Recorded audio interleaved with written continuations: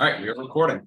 So, last session, what happened? Let's see. So, time to roll for recap. Is that correct? Very nice, very nice. Oh, again? Really? Okay. Cool. Well, I guess we know who's doing this recap. That's the second time in a row now. Oh, I might not. Whoa, Paddywhack, you are not going. All right, Carter and I got to roll off. Yep, we got to roll off for this one. Ooh, I might be safe this time. You can use your inspiration on this roll to make a lower roll if you wanted to. It's gotta be different, yeah. Oh, you gotta roll again. I rolled a 1 too. So we gotta roll off.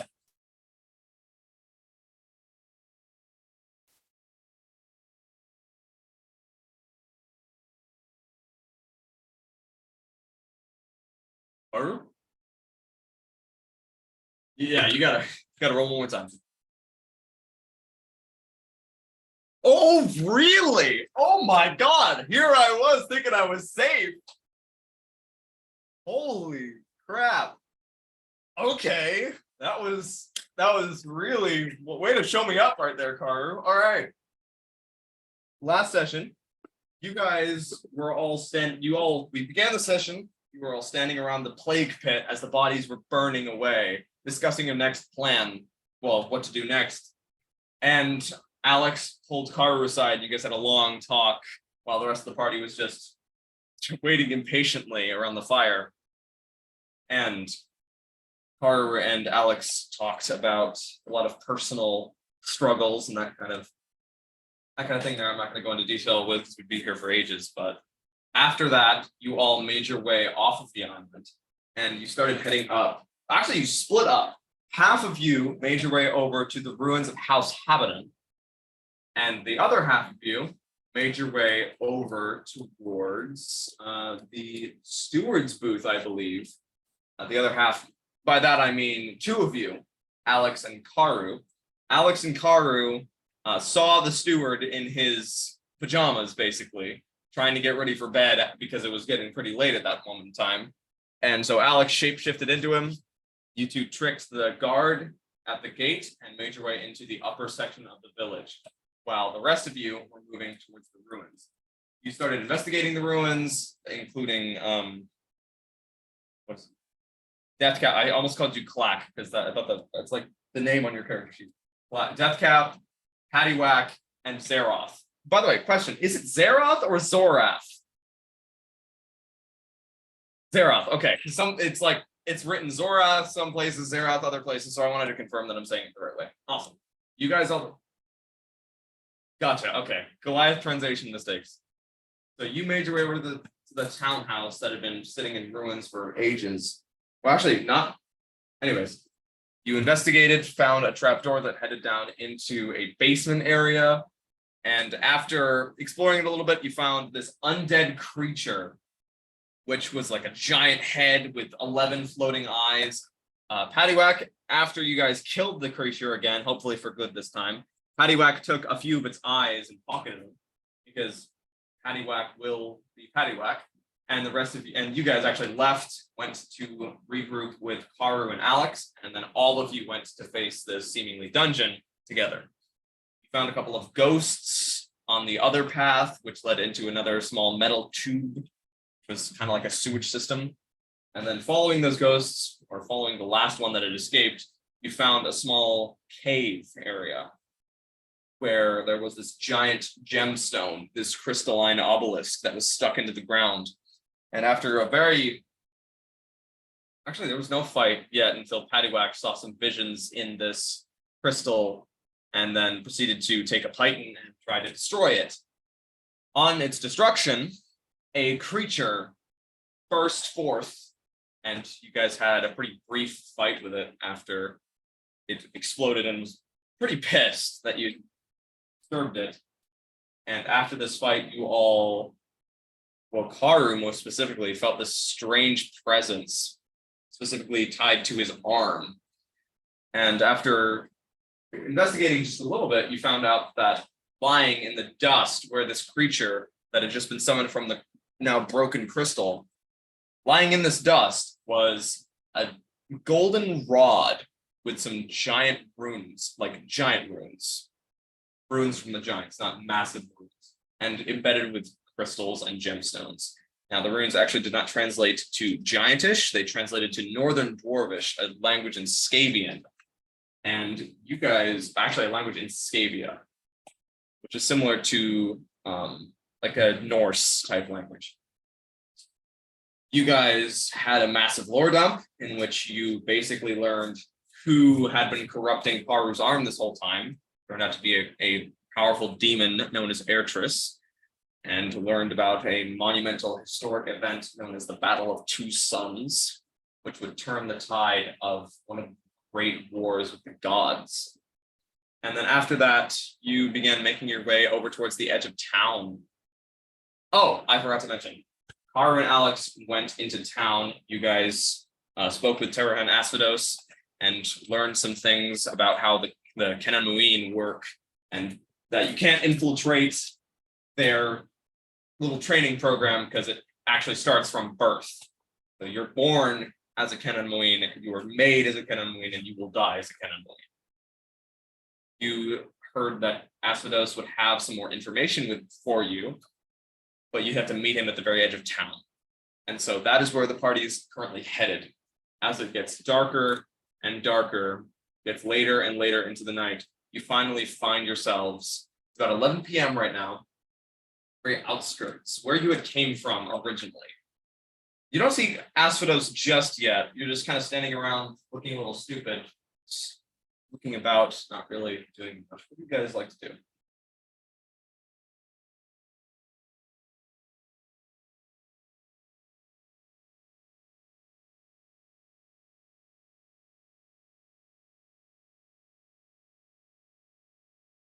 Yeah, it's 11 p.m. right now.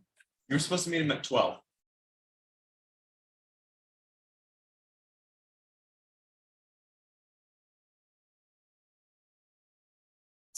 Great.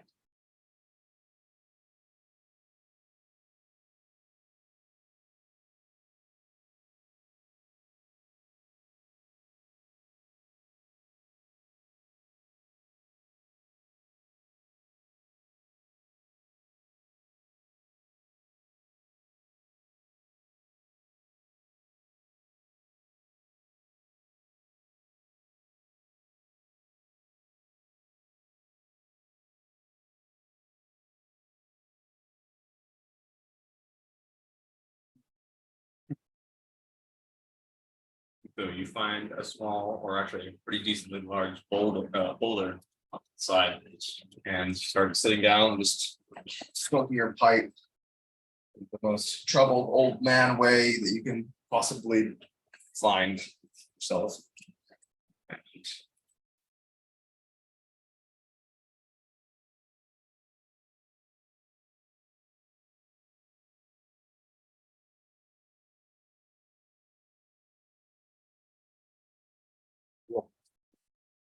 What's it?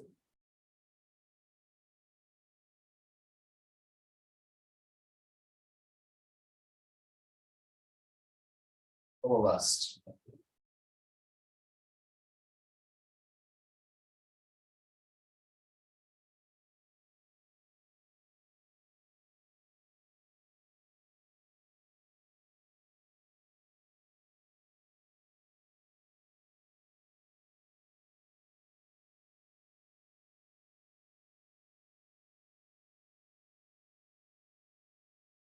Asphedos.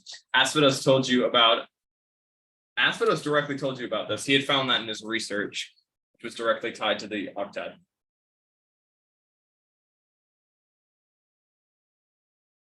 Yep. On Vanguard, yeah.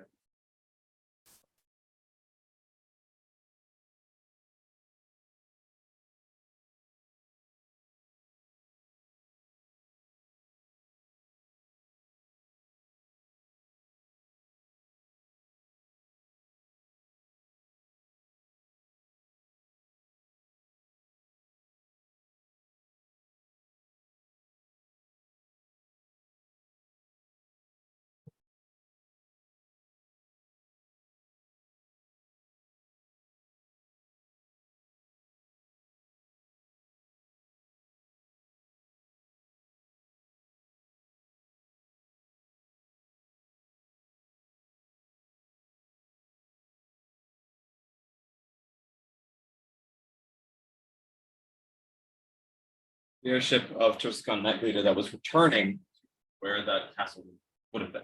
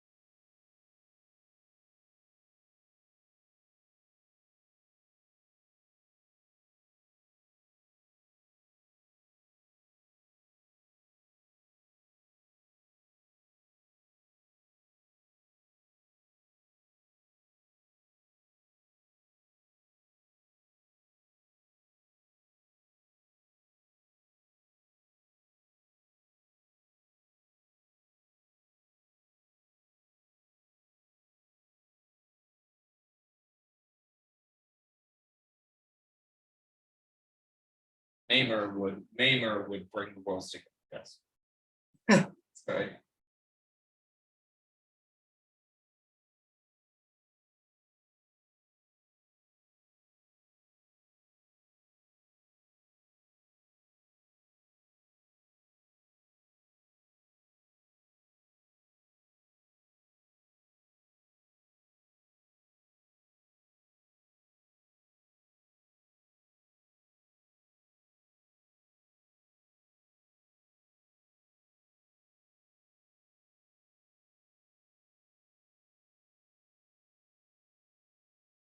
Hear a lot of clapping from leaning up against the tree. You see a hooded figure of Terra Asphedos, who just seems to have appeared out of thin air.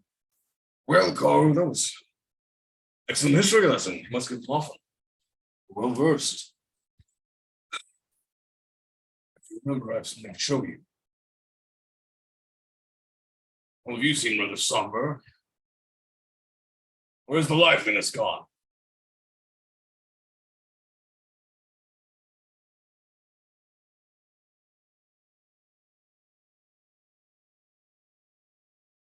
Oh. Can't imagine so. It's a bit of a journey, but I'll take you there. Turns and okay, sure. Let me just see if my game can turn around. Oh, I've got some fans running. Off. Is that any better, or should I? Oh, really? No kidding. All right. Didn't expect that to actually work. I can also turn my gain up if you need me to. I'll just do that real quick.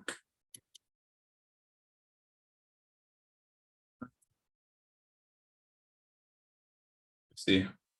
How's that? Great. Okay. He turns and starts just walking off into the forest. Off in this direction, not even directly off the path, but just into the woods. What are the rest of you doing right now? Yes, utter it here. It's a bit dangerous, so I'd like to keep my. There's more than meets the eye to these places, you know. Even if it doesn't seem like anyone's watching us, there could very well be unseen ears everywhere. Haru, what you've learned and what I've learned shocked me deeply. Hope you know that.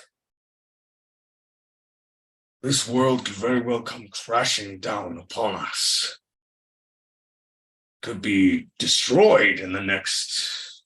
Well, it's unknown how long. But I've built a quiet life here. Quite comfortable one, and I'd like to retain that.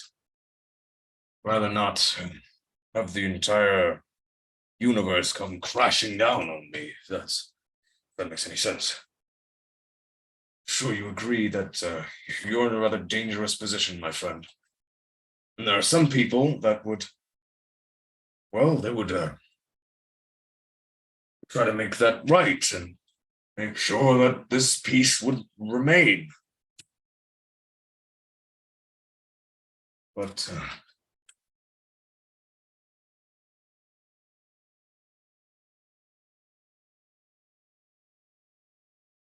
of course, you leave the red when you leave the Arcane Octad. There's still a part of you that stays. Nothing really you can do about that. But well, you should join your friends. I'll move on up ahead a little bit. Please don't mind me. And remember, the world is at stake at this moment in time. I will do everything in my power to prevent this destruction that is imminent. Some of it might not be entirely, well, sometimes it's best to choose the lesser evil, even if you don't like it. Yes, absolutely you can.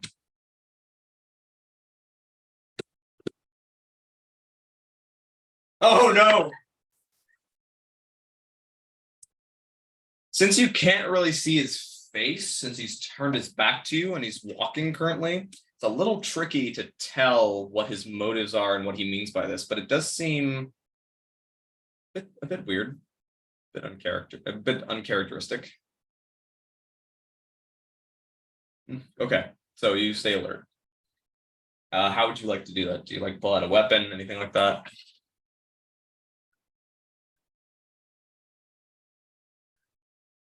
Good point. You are. What were we gonna say, Carver?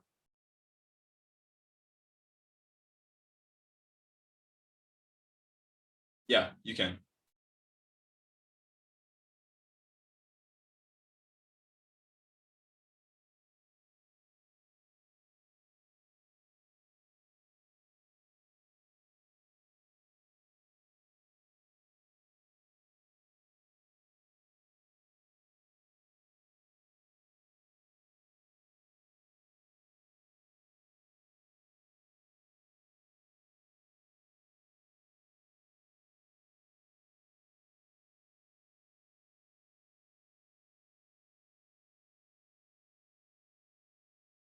Cool. So you turn into a small woodland creature. What kind of creature would you like to change into?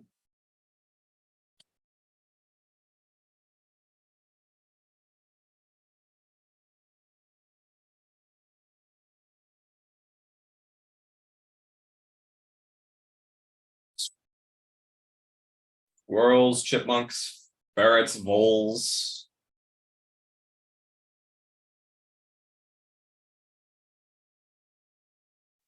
Nice. Okay. It's hard to tell your color in this dim light, so you're probably safe. It's not like anyone's gonna. What the heck? Is that a green chipmunk? No, people are probably not gonna tell. So you're probably clear. All right. You guys embark off into the woods. It begins to get even darker as the canopy blocks out what remaining light there was from this dim moon, this dark night.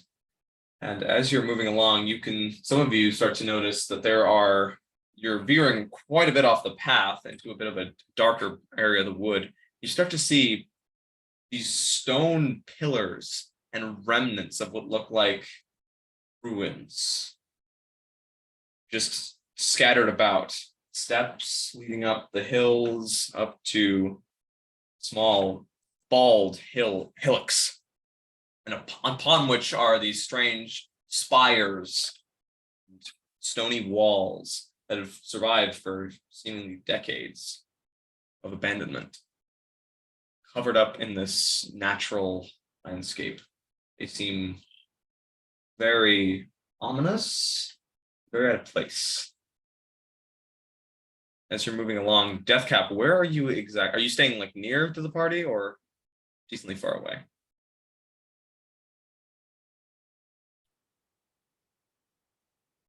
Okay, so you can still see them. You're probably skirting along from tree to tree, and you start to notice that this area becomes a little bit more I don't want to say civilized, but a little bit more. It's a little obvious that this place has been touched by human grimy fingers at one point. Some, as though there was once settlement here, like a very ancient settlement, mostly constructed out of stone, that has been basically abandoned for a long time. And that becomes even more apparent when you start coming along to everyone actually starts noticing that this area starts to become lower and lower as the path gently slopes downwards. And you start to notice stony cliff faces that are poking out. First, only a single set as you're lowering down into this small, very small ravine that is only about 10 feet wide and covered in thistles and brambles and vines of all sorts. And then you start to see that as it gets deeper and deeper, almost 15 feet deep now, a second set of cliff faces, probably about 20 feet far back, or 15, 20 feet back from the first, that peak up an additional 20 feet. And you start to see these pillars of stone, very, not cubic, like rectangular prisms of stone stretching up into the sky. Most of them askew, but some of them perfectly straight up and down. And it's a fairly nice area, little fireflies buzzing about as it comes towards the very end of summer. And Asphedos is probably only about 15 feet ahead of you, Karu. What are you guys, are you being cautious right now? What is your trying to do here? You're on a very, no, you're currently in the very bottom of a ravine. You're walking along a dirt trail and it's not like a ravine. It's probably about 20 feet deep. And then you can start to see these also additionally 20-foot tall pillars of stone that are not really affecting you at this moment. But those are like a total of 40 feet up. And you're just standing at the very bottom of this pit. Not exactly, just moving along.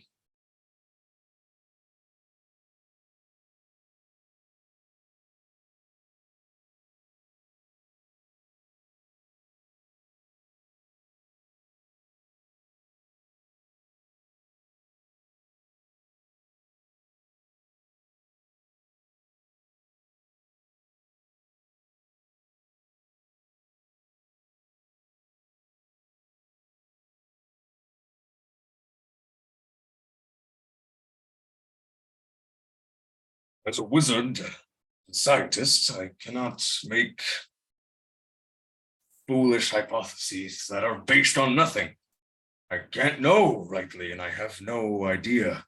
This is something that I've never seen before. And I'm a little wary, but I believe you would do the right thing and the right thing only. But prophecies are prophecies. You never be sure. No. Never. Listen, Karu. I will tell you this. If you wanted to hear this entire prophecy, it would be a long shot, but I do know someone who you can speak to, who sees a lot, like all things. One of the Octadic Archwizards, and Zeldra Mistel. She's a bit of a strange one, but she dabbles in the divination arts. And she's been around for several hundreds of years. If you wanted to learn anything about this, it would be best to speak with her. There's information that you could easily use to bring down gods if you wanted to.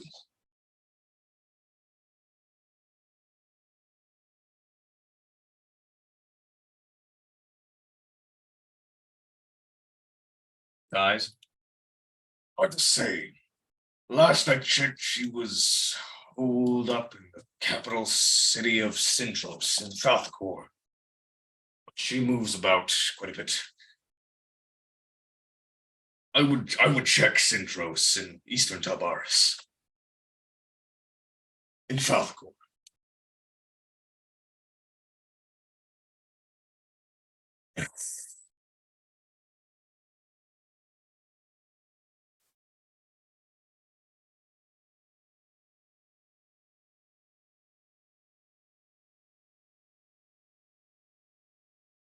I wish you luck, Karu. That would.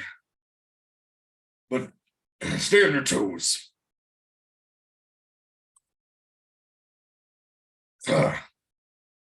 Any sort of mistake in the higher ups of the Octad make, they cover it up as fast as they possibly can. I'll tell you what, they're not honest little shits. Definitely not honest. Don't own up to their mistakes. At least not as long as I've lived.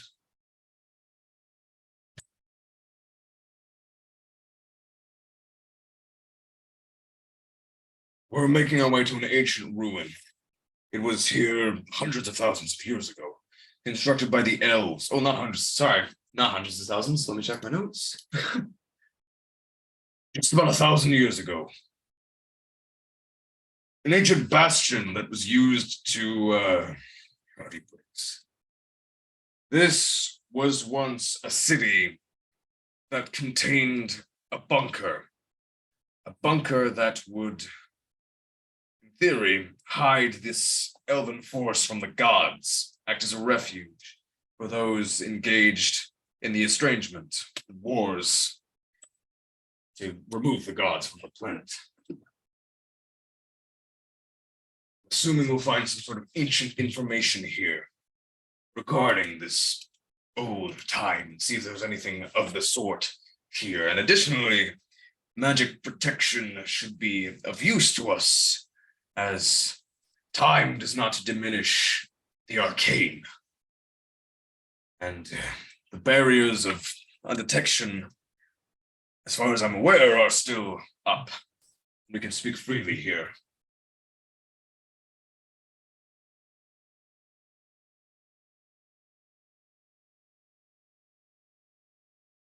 Cool.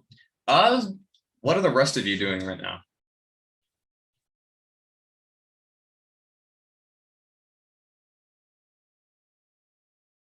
Oh, she doesn't.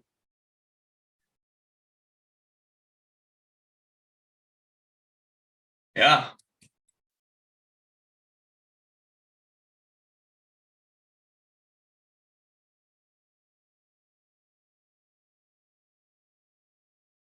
Yeah. Gotcha.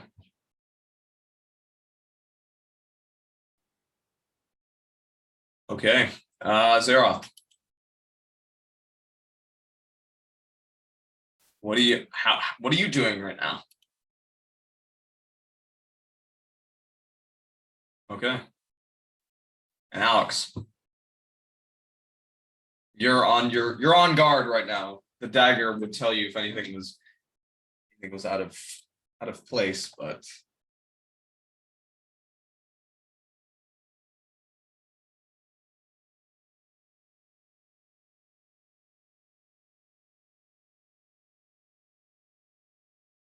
right.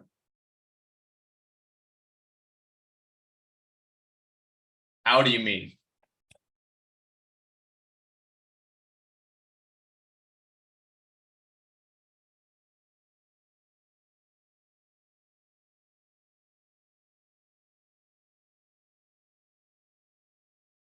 It just means you can't be surprised. Okay. So you're just kind of up against the wall, but you can't really hear anything at the moment. And then Deathcap, you're skirting along. You're actually on the second layer of cliffs at this moment in time. You're above everyone else.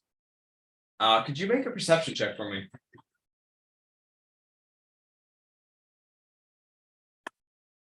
You're good.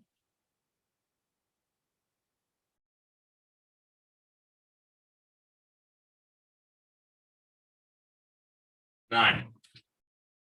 And then Would you roll a D100 for me?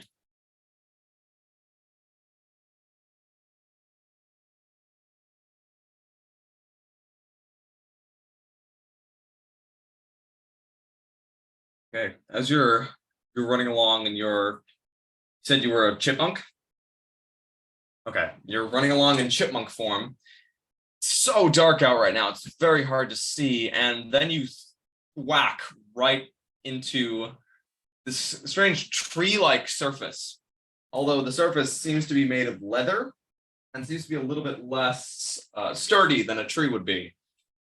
As you look up, you see a figure completely still, that it has a whip at its side with a very sharp serrated edge at the very end, and a dagger sheathed at its side, with a long, wide-brimmed hat, emerald green to match the forest, pulled super low over its pale face, with a cascade of flowing white hair around its shoulders. The character looks something like this. Did I send it to myself, or did I not send it to myself? Can you guys see it? I sent it twice. Yep, because I have 2 Roll20 tabs open.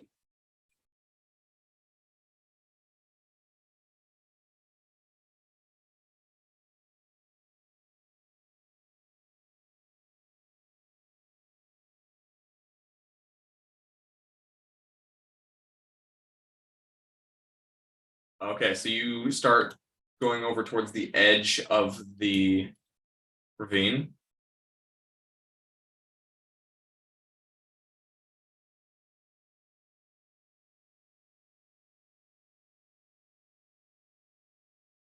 Okay. As you do so and you bump into it, can you make a performance check for me?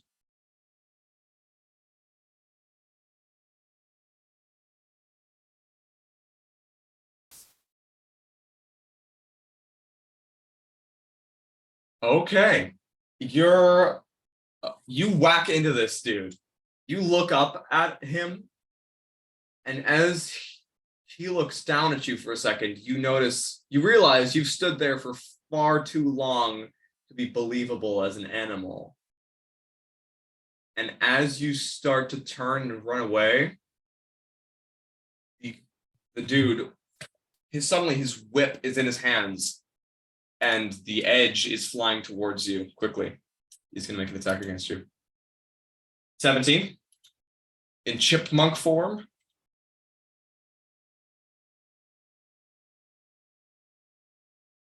All right.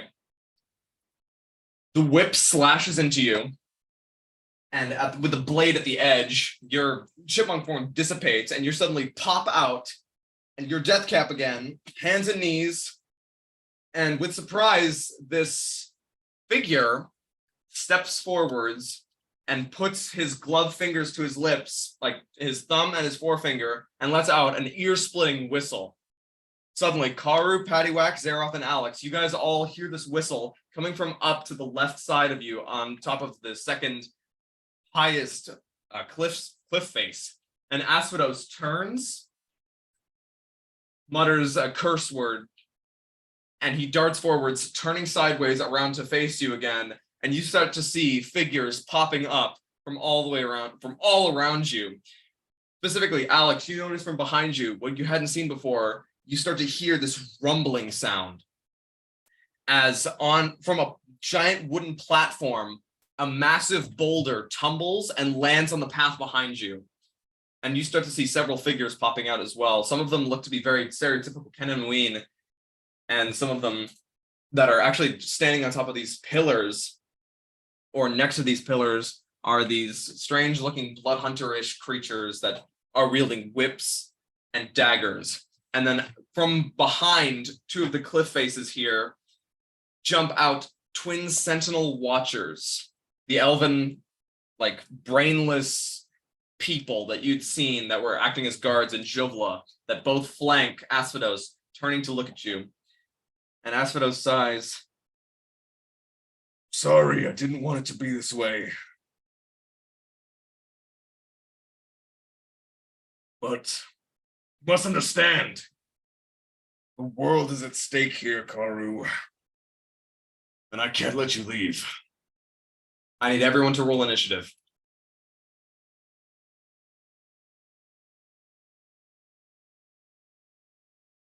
Yeah, I just changed it.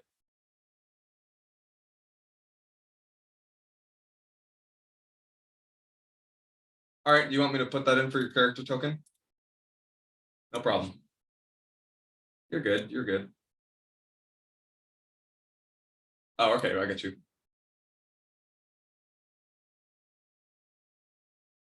Wow, you guys are rolling really well. All right. Actually, I'm just gonna click on their tokens and then roll it outside here. Jeez.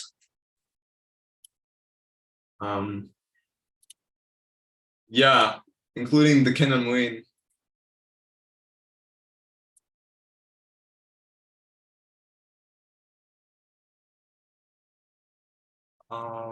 And also, you can see, you hear two massive plated footsteps from upon the second highest cliff to your right.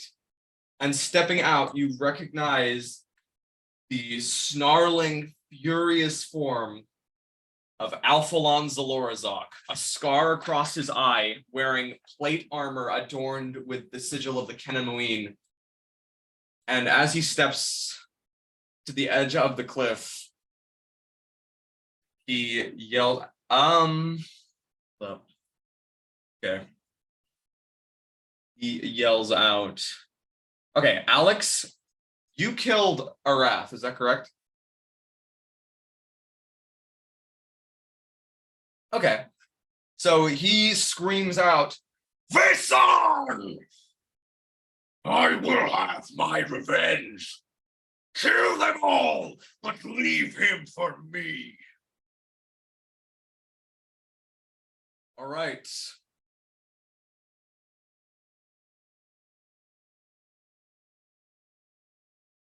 Oh my God, everyone is rolling super high. Jesus, I've got so many turn orders to add.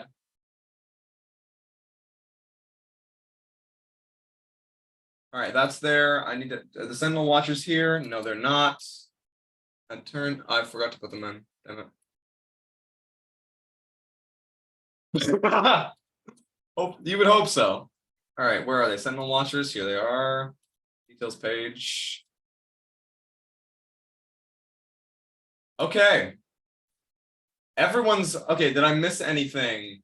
Deathcap, have you you're not. Deathcap, what did you add? Jesus. Okay. There's so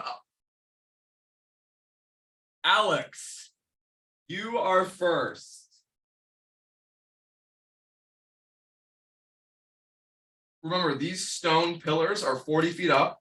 Each one of these walls are 20 feet up, and the boulder is 10 feet tall. And also, you now see this bridge ahead of you, and like two twin bridges coming together on this stone pillar, upon which stands one of the Kenamuin, aiming a shock crossbow at you. All right, Alex, what are you doing?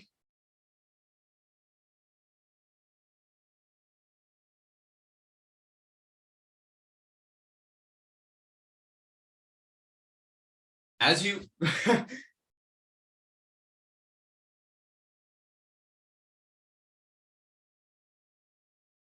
oh, there are.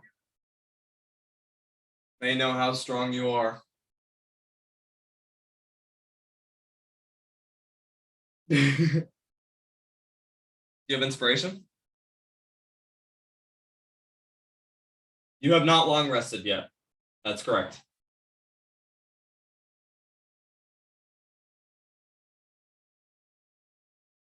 Yes, so you should be okay.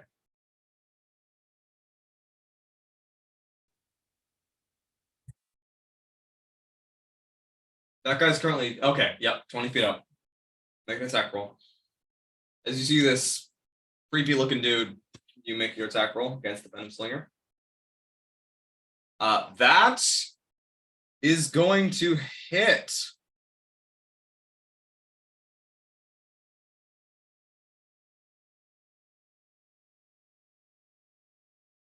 Lightning damage. All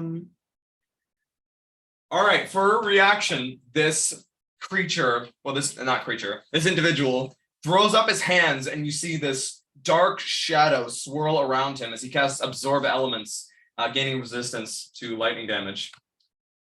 So he's going to take half damage for that one. First time melee attack. All right, 26 damage. Got it. All right, I'm going to use this as an indicator of which one is resistant. 15 points, so that becomes 7. He looks barely phased as your shock crossbow bolt shoots into him as it kind of grazes his shoulder. Is that your turn?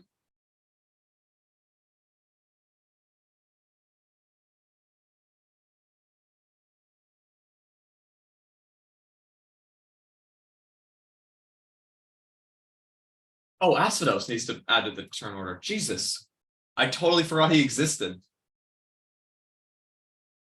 I was like, I knew I forgot someone. Oh my god, he got a 21. Everyone, how many? Wow. Don't worry, some of these guys won't actually do anything on their turn yet. We'll see. All right. That.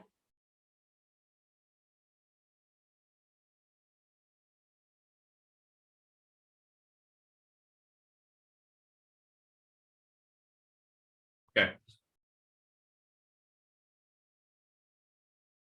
Alphalon is going to actually not do anything just yet. He's going to wait and savor this moment until the rest of you are dead, and then he's going to try to go attack Alex. But he's definitely waited for this for a long time. The Sentinel Watchers step forwards 5 feet here. This one moves 5, 10, 15, 20. And they all, shooting from their wrists, you see from each wrist are twin blades that appear to have been built into the wrists themselves as they lean back into defensive fighting stances and don't move anymore. Asphedos is going to move 5, 10, 15, 20, 25, 30 feet here. And he's actually going to no, he's not. He's not. He's going to hold an action to cast. Oh, no. He's going to cast Stone. He's going to cast Stone Skin to gain resistance to physical damage. And that's going to be his turn as he waves his hands about, pulls a wand from within his robes. And you see for a moment, it seems that he becomes a statue. And then that image flickers away and he casts Stone Skin. All right, the Venom Slinger here is going to... You see him pull his hands together, grab like 2 invisible veils on either side of him, and then let his hands down as he just disappears. This guy. This one here disappeared. The one that was just there is now gone. And then suddenly, Alex, you feel, actually, you hear, rather than feel, the sound of a lashing whip coming towards you. Okay, he misses. He gets an 11. I need to start rolling with actual dice because this is nice rolling twice as a mistake. All right. That's actually going to be his turn, but he did fall 5 feet, 10 feet, 20 feet. So he fails to save. Takes 8 points. Okay. That is his turn. The other Venom Slinger here, one of the Venom Slingers up by Deathcap is going to pull the dagger from its hip and slash at you twice. Oh my god, I need to start rolling physical dice. This is not going to work. All right. First one is a 13. Second one is an 18. Okay, second one hits you.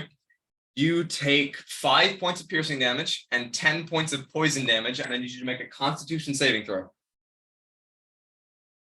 As you see your blood somehow defy gravity and run up the blade into this creature's wrist, you notice that from the blade's pommel are these strange looking wires and tubes that connect into this the Venom Slinger's arm as the blood is pumped back into it, and he would heal if he had taken any damage.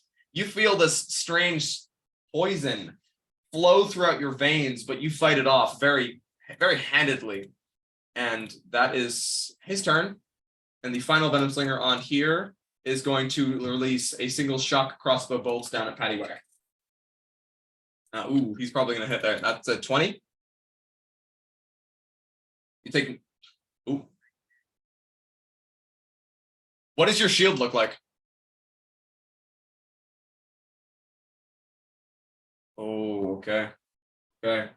So you feel the shock crossbow strike into you as you take 9 points of lightning damage. Yep, and that's his turn. Zeroth. Oh, you do. Thank you. Thank you for reminding me that. Yes, con save.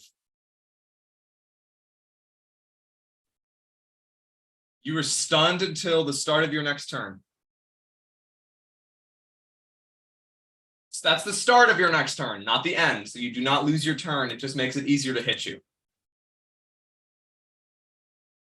That would just be absolutely evil. Zeroth.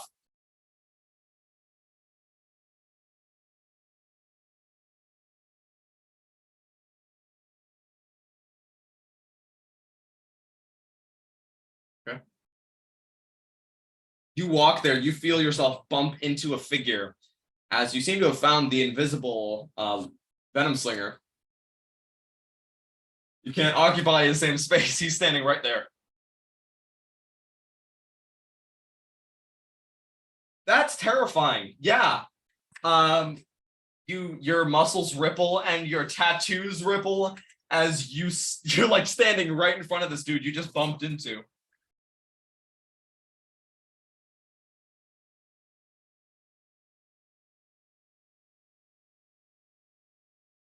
My God.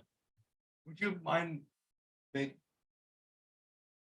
you make an intimidation check for me?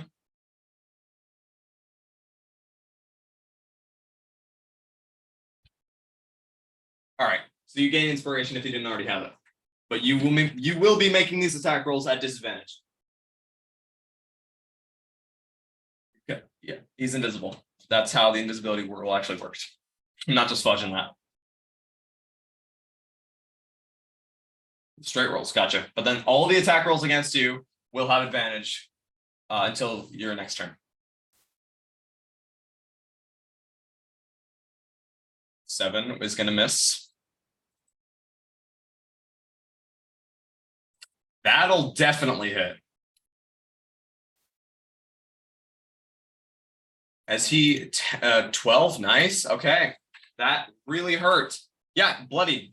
As your axe cleaves down once and it misses, hits the dirt, you actually flick it up, kick dirt in his face, which makes him a little bit easier to see as it sticks, almost sticks a little bit to his pasty skin, and then you slash across, giving him a solid cut in the face as he needs to make a con save or drop concentration. He fails, and he becomes visible again as he F's up his concentration on greater invisibility, and he's not looking too hot.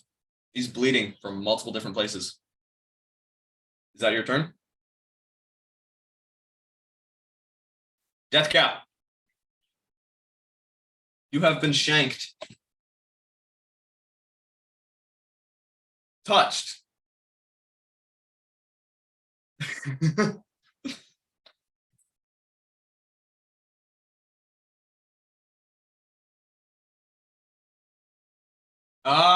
You can barely see him. You definitely know that they're there. Yes.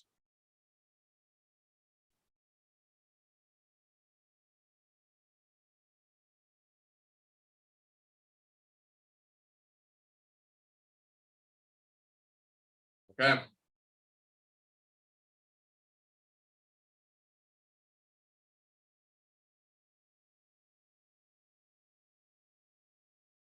Okay. What is this first level spell you're casting?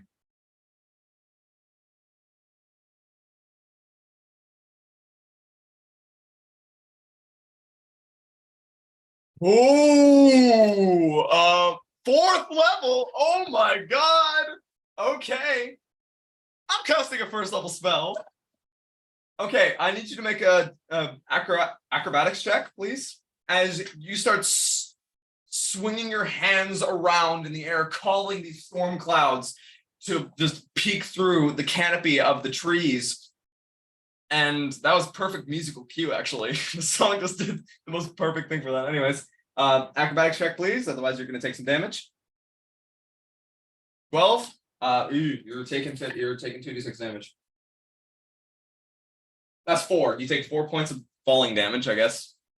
And that does not interrupt your concentration since you cast it after you fall. And go ahead.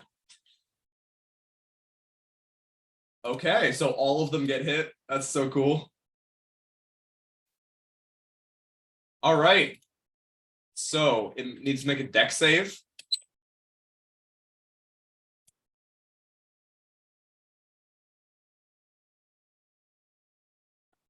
That's a lot of damage. Thank you. All right, great. Whoa, okay, that is enormous.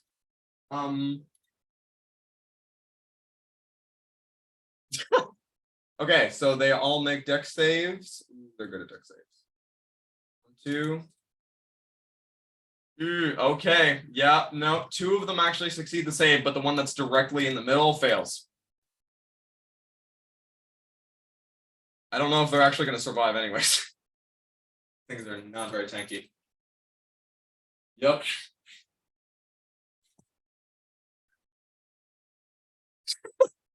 All right, roll damage. Whoa. Okay. This one in the middle is incinerated. The other 2 are mortal. As your lightning bolt strikes down. Shut up, dog. At first, the one in the middle like turns into a statue, and then they just crumble into dust, like as in a statue made of dust, and then they just melt away.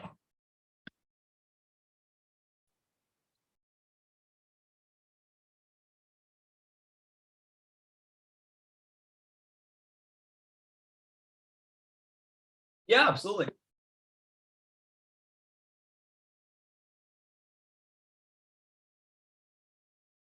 Oh yeah, sure. Holy shit. These 2 here are extremely damaged right now. Acrobatics, all right, that just came through for some reason.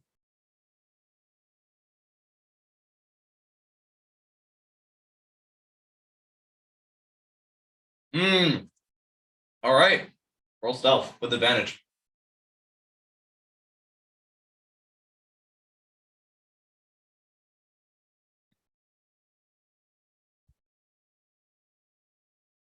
Ooh, nice. Okay, you seem to have just disappeared into the grass. Pretty confident that nothing's going to see you. That's your turn?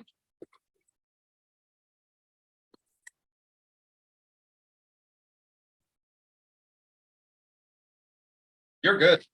You just vanished, right? Karu.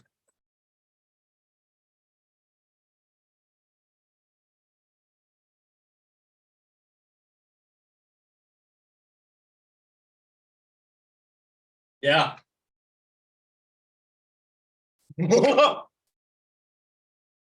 Okay, it's gonna explode and hit all of these guys there. These Sentinel Watchers are dead. They have 3 hit points left. They're gone no matter what they roll. So these 2 are just annihilated. Oh hell yeah. All right, so then these 2 Ken and Moon both have to make dex saves. Fail. Fail. They both fail and take 27 damage. Both of them are mortal exactly. Like, they're exactly 10 HP. As the fireball erupts and annihilates this bridge, blowing it upwards into the sky, boards of wood fly everywhere as these 2 that were both readying to loose shock crossbow bolts. They are covered in this flame, and it's like they're burped out of a volcano almost, as they are thrown over sideways, scorch marks covering their entire figure. Does that hit Asphedos too? Hang on, what is the radius of this thing? 20 foot, okay. Okay, I was right. I was like, it's only 20 foot, right? Okay, sheesh. Yep. Yep. Jesus. That is, yep, that is scary. That's pretty scary, actually. Kenamuin. These two are pretty scared. They are not looking so good. They are going to, let's see, what are they going to do?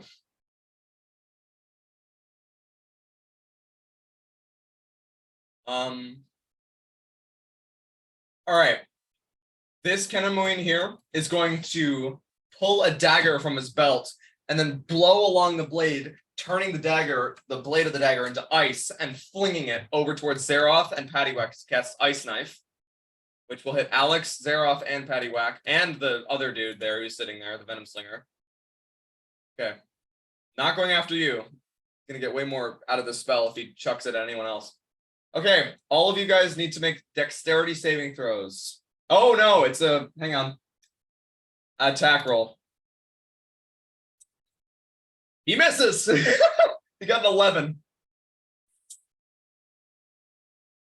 All right, yeah, he just did not calculate his attack well enough, and he starts running 5, 10, 15, 20, 25, 30 to there. Actually, not exactly there. We'll go there.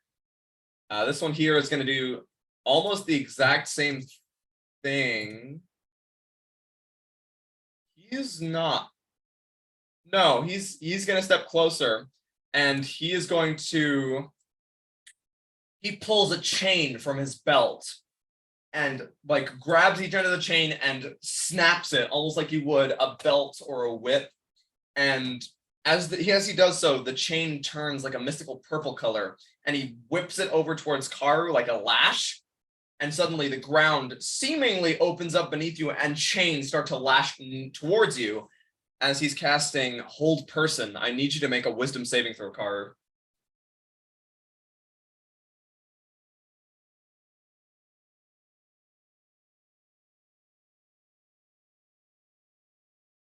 Oh my god. All right. Karu, you are paralyzed. You did not realize that these dudes could cast spells so adequately, apparently. You're paralyzed for the duration. You can make a saving throw at the end of each of your turns. And then this guy's got also going to move 5, 10, 15. Actually, no, he's going to stay right where he is. Not a good idea, but he's going to do it. These scouts are going to hold to their actions because they can't really see what's going on right now. Most of them can't, and they're waiting for a command from Alphalon. Paddywhack, finally it comes to you.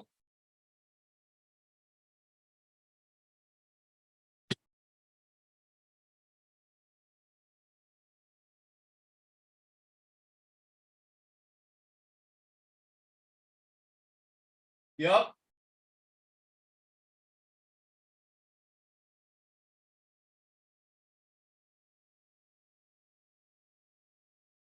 I love it. I'm gonna say, which one would you prefer? Would you prefer to make a spell attack, or would you prefer Karu to make another wisdom save?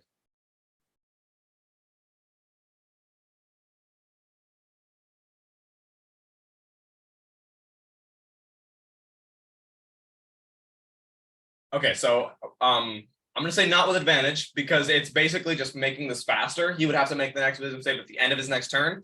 This makes it so much quicker. It makes it so he's making it now and won't be paralyzed next turn. So I'm gonna say, Karu, you can make another wisdom save right now.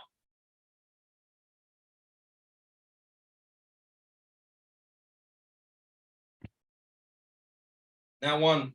You have inspiration now.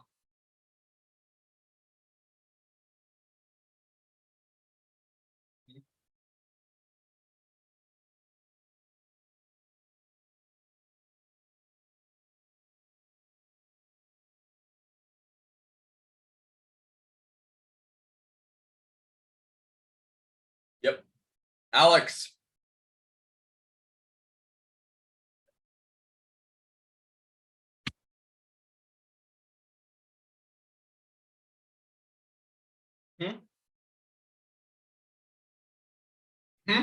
Definitely.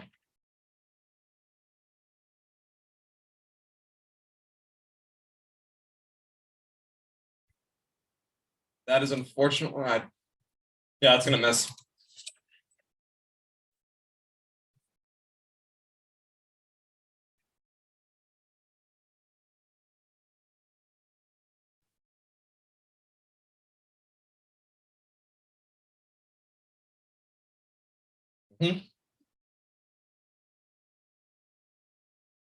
Alphalon is gonna hold his turn. Actually, no, he's not. Alphalon is going to jump down here, landing with a giant smash. He needs to make an acrobatics check.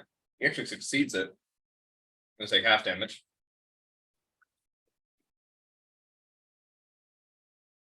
Okay, he takes 3 points. Okay, so that's gonna be 5, 10, 15, 20. Actually, hang on. No. 5, 20, and he's gonna jump down again. He needs to make another acrobatics check. He fails that one, so he takes the full damage. Takes 6 points. Yep, 6 more points. And he is going to swing his greatsword twice at Alex. You took him from me. I'll destroy you like you did him. Okay, that's a 25 for the first one. Rolled really well. Okay. And a 14 for the second one. Okay. You take 14 points of slashing damage. All right, so you have that to 7. 7, that's correct. Get back here. I'll destroy you. I already said that. Fuck. All right, that's his turn. Sentinel Watchers. The other two over here are going to move. Actually, this one's going to... they don't see Deathcap. They don't know you're here. One's going to go 5, 10, 15. Whoops, 20. Leap down, land nimbly. Succeed the save, take half damage, take 2 points. All right, and then let's see. It's not exactly the best place for them to be right now, but they're going to make an attack with his protrusion claw on Zeroth. Oh shit, that's a 24.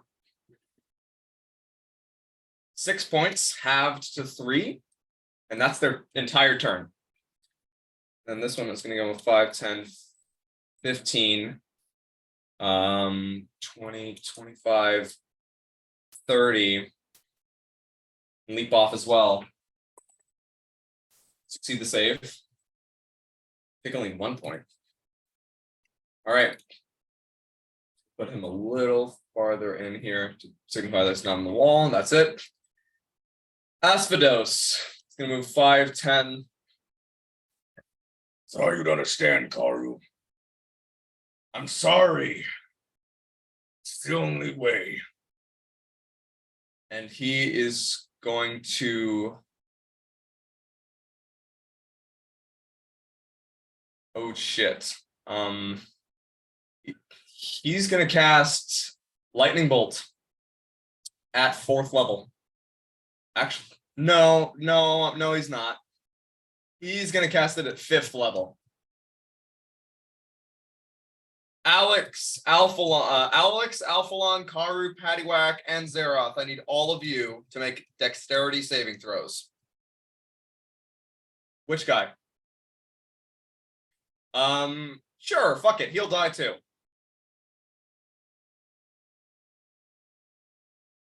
You can't, because you're standing right behind Alphalon, who's massive. You did. Oh, nice. Oh, you beat him. You beat it. That's good.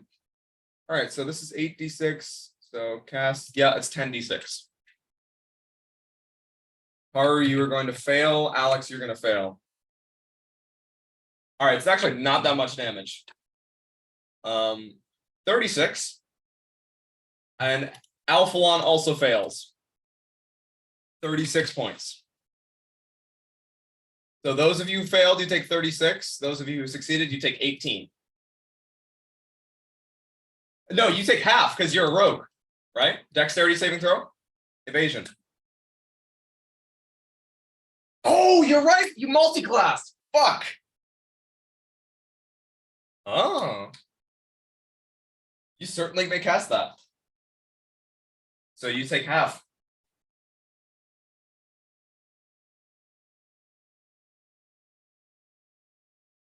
Oh, he's in front of you. He's right here.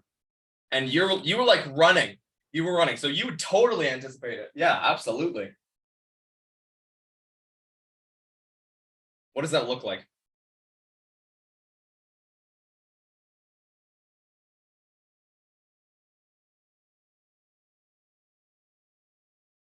Cool. Nice.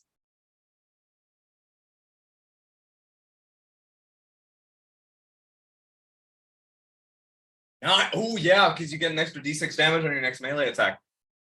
Right. Very good. That's really cool.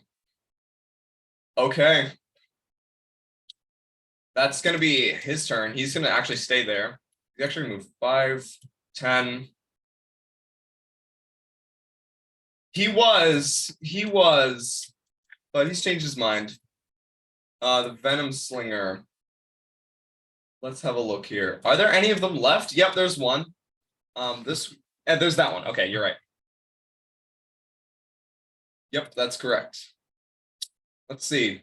Lightning bolts are looking pretty nice right now.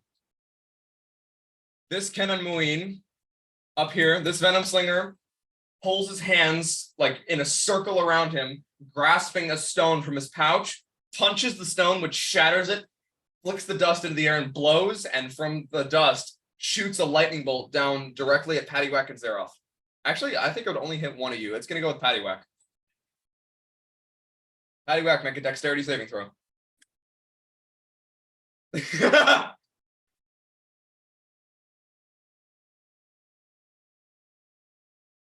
Check. I can't be sure with these guys. Ooh, you missed by one, dude. You missed by one. 25 points of damage. And the 5, 10, 15. Minus 25. 25 points. 5, 10, and then this is 20 feet up. So it's going to be all of this movement to get up to the top here.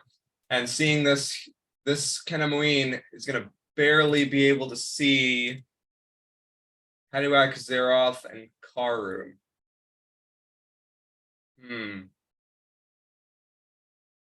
He's going to cast. Okay. He pulls a small jewel out of his belt, a perfectly circular and opaque crystalline ball. And he pulls out like a pestle or a mortar and crushes it in his hand. I'm not sure which one it is, sorry. And flings it towards you. And as he does, as he crushes it, a small orb of different colored light, changing between blue, red, yellow, and all these different colors, is shot out towards...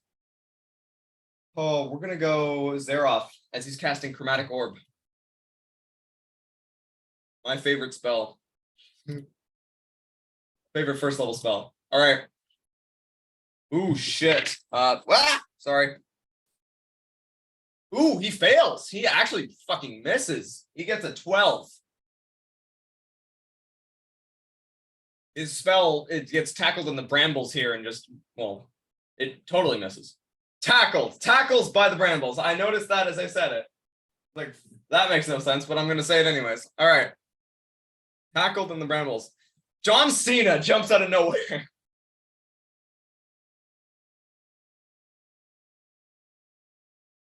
Not the word I meant, but they're tangled in the brambles. We'll go with that one. Zeroff. Dude almost tried to chromatic orb you. Well, he did try to chromatic orb you.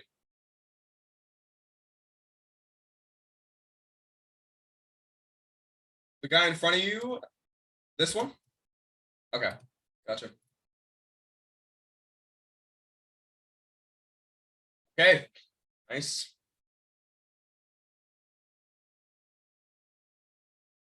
Oh yeah, you have advantage. A 16 is gonna hit. Meets it, beats it. But you have advantage. Fish for that crit. Okay, 16 is gonna hit.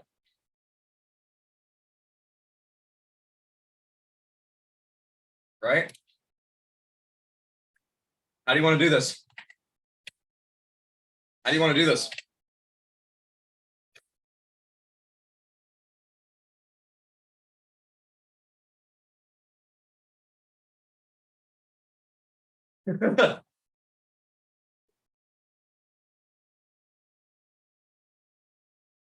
Ooh, nice. You slice him in half. Both halves go falling off to the side as it is completely dead. Not just half dead, totally dead. Anything else? Oh yeah, because you have Great Weapon Master and double attack. So you can attack this guy twice.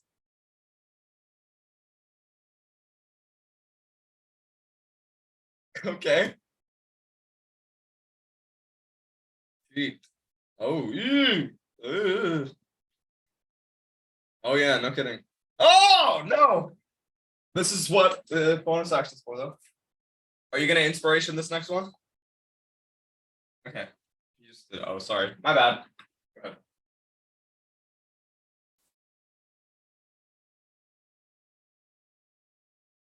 Just reckless, no great weapon. Oh shoot, sorry. Just moved down too long. Jeez. Oh my god. All right. Yeah, that's somehow gonna miss. After the Sentinel Watcher. Oh wait, hang on. You went within its range, didn't you? You move. Oh shit. Well, this is what these guys are built around. As you went within its range, it lashed out with one of its claws and is going to attack you. Fucking misses, so it doesn't matter. 15.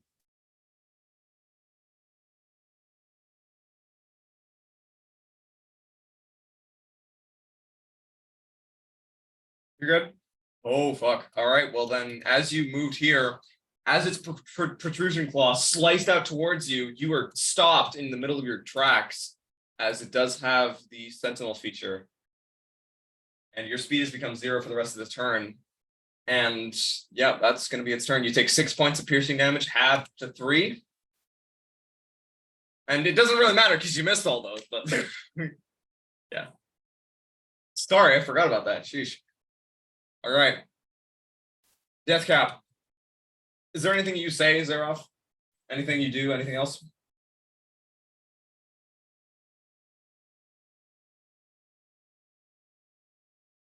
Glaring and yelling. Gotcha. Death cap.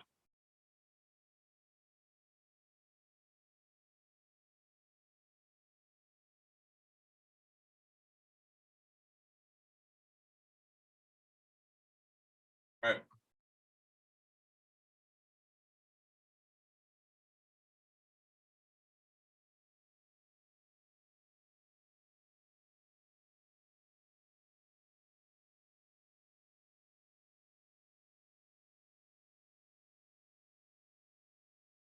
Yeah.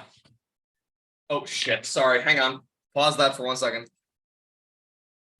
Fucking headphones died. That is annoying. All right. I can't hear you for like 1 second.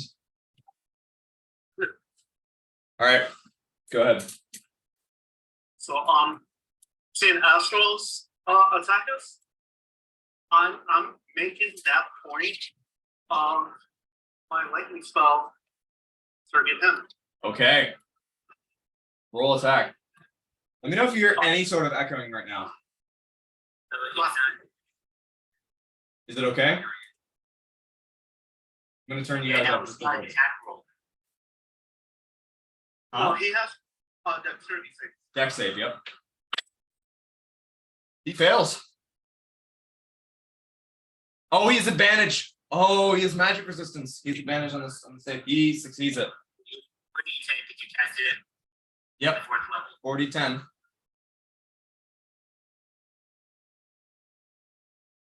Okay, that he succeeds. He takes 7 points. No, that's why it was you need to roll extra D10. Oh, that's 3d6. All right, roll one more d10, death cap.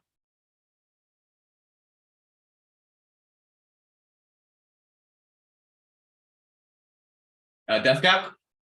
I'm just chocolate. No, you're totally good. I just want to make sure.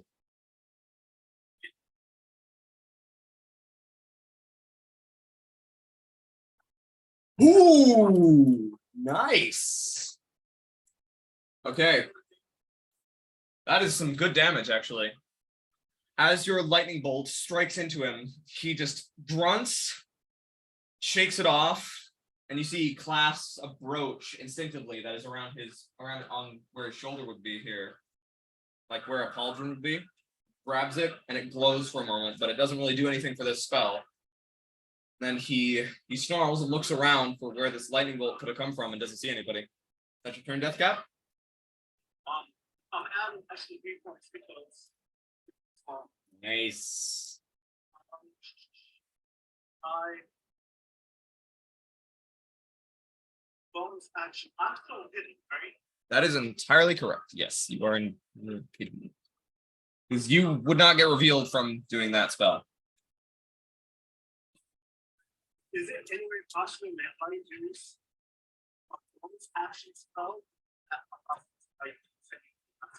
That is entirely possible. You did not cast the spell. You simply maintained the spell. You can definitely cast another spell.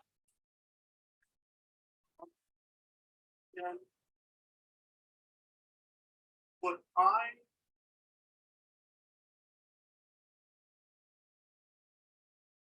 just want to know roughly practice what they cost adding? So seeing Alex at it, I'm listening to go ahead and level of healing. Nice healing. That's good. Just like whispers. Nice. All right, you're still there. You see Alex as the cliff actually begins to lower a little bit, and you just barely see him getting cut up by Alphalon, and your healing restores him a bit, enough to keep him up. Is that your turn? After I kill Alex. Okay. Cool. Maru. That's correct. What? Goodness. Oh, You get Karu? Nice. Yeah, you shake off this feeling of paralysis that came over you. You see the chains and they dissipate as you just shrug it off. My nat 20, can I get a spell off? Sure.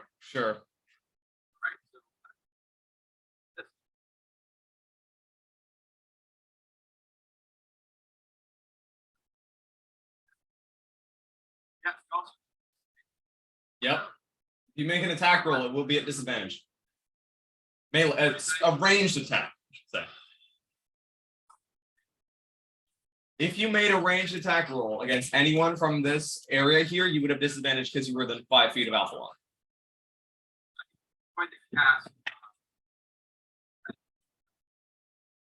Whoa! At Asphedos?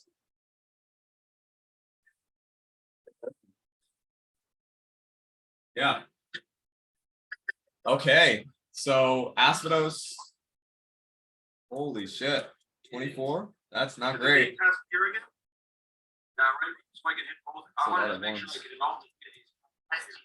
Yeah, because you definitely back. Yep. Alex, right here. One's dead. Oh, you can hit actually all of them if you put it here. Oh, you What could is it? That's what I'm doing. I want to hit everything.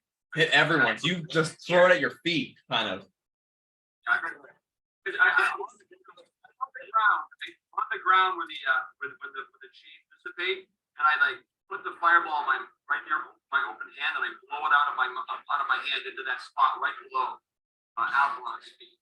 Nice. Okay. All right. Remind me again how sculpt spells work. How many people can you target with the sculpt? I actually don't think that what the No, because he's 40 feet up, so he would not be hit. gets rid of this guy. So. Whoa, what the hell? Oh, yeah.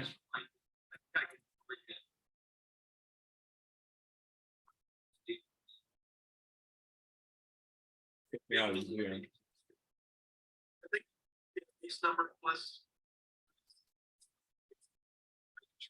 1 plus the spell's level. I just cast this at level 4, so I can. Oh, you could definitely target everybody. I can hit 5. And you are totally good, my friend.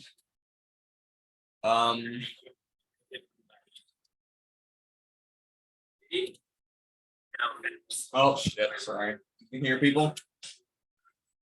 Turn this back down a little bit. All right, cool.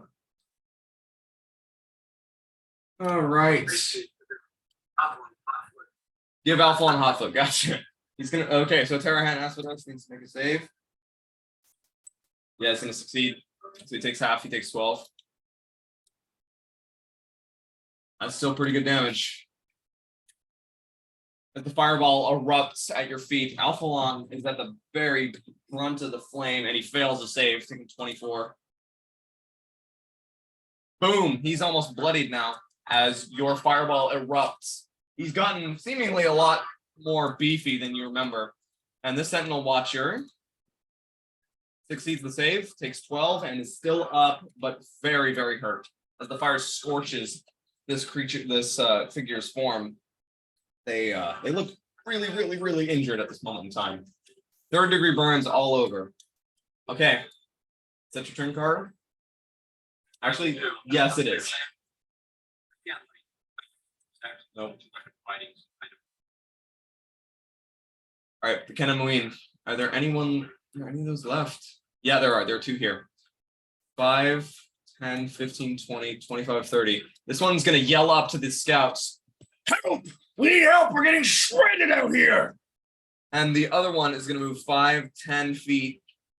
Target the angry one! Get him to his knees! And he's gonna use his he is going to use his magician's net on you, Zeroth. Gonna fling his net at you. Cha!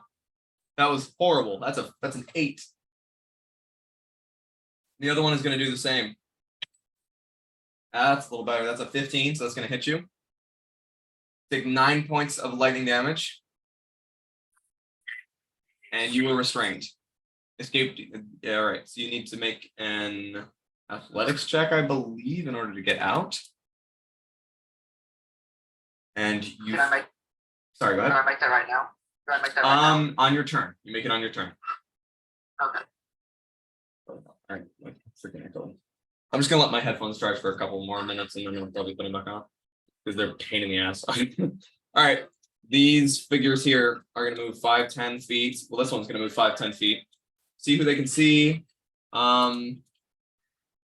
Feet up. Yeah, they can't see anyone here except for Alex. They're both gonna try to snipe Alex. Oh no! Oh no! Oh no! That sounds like a net. That is not 20, my friend. That's 14 points of piercing damage. And then not 20. And the other one is a 14. So Alex, you feel an arrow thunk into your shoulder, right beneath the shoulder blade as you're running. And that really hurts. That really hurt. You feel it pierce through your fine fabrics and through your fine flesh, almost all the way to the other side. That's gonna leave a mark. 14. The second one missed. Unless you have less than a 14 AC. Oh dear. Paddywhack. Oh shoot! Nope. Sorry, not. Paddywhack's not up yet. 5. There are way more. This one up here is also going to attack. It's going to attack Paddywhack. They got a vantage point. That's a 16. Ready to shield this. Okay. And then the other 2 are going to attack. Sorry, go ahead, please. Yeah. So basically, so this will basically cover the small thing. It's not like the base hunter.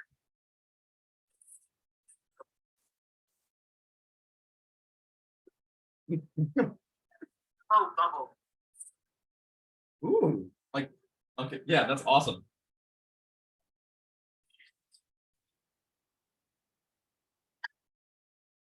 It just misses completely. Okay. The other 2 are going to attack Alex because they can't see anyone else. 17 actually. All right. The other one, 17 as well. All right, you're taking a total of 12 points, 12 more points. Just 12, that's it. From both attacks. 6 plus 6. Top of the round, Alex. Oh, you're right. It's Paddywhack's turn. You were, oh yeah, no, I forgot that there were more scouts. Thank you for calling me out on that. Go ahead.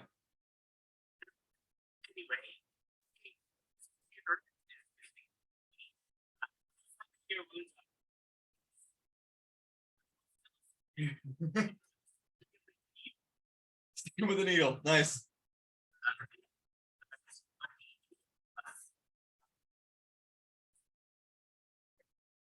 Intelligence. Yep.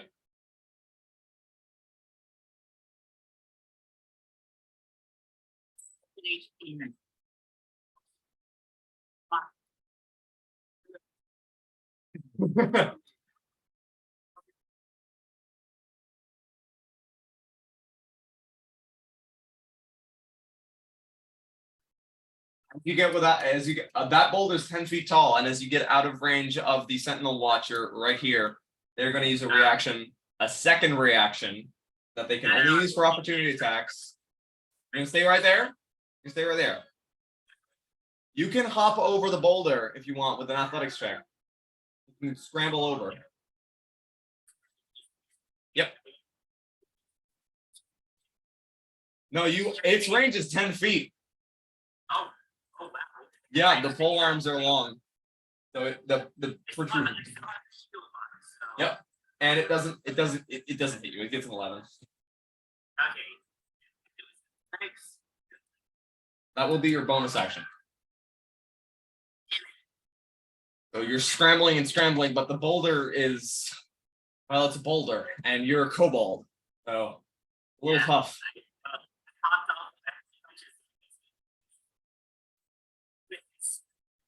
You just spring off of them and just land very gracefully, face first, into the stone. Okay, Alex.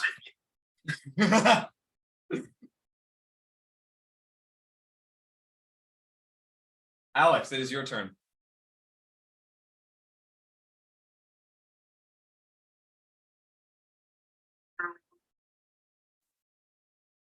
Are you turning?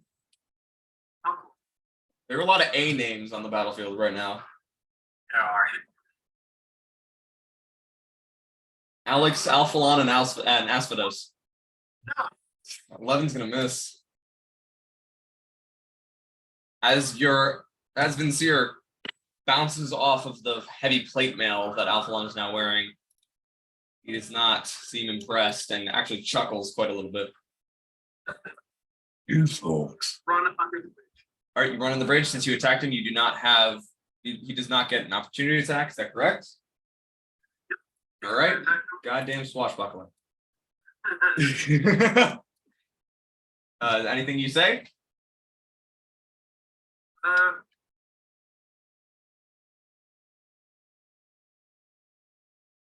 killed itself.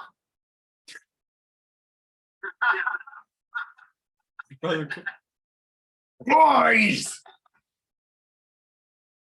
Okay, Alphalon is gonna completely disregard Karu. Move 5 feet here. Squeeze. Actually, there's like a little lip here. Yes, you do, Karu. Yes, you do. Yeah.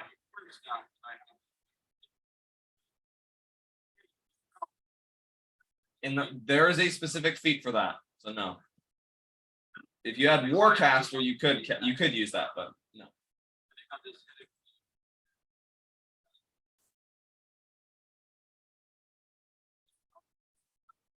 Okay.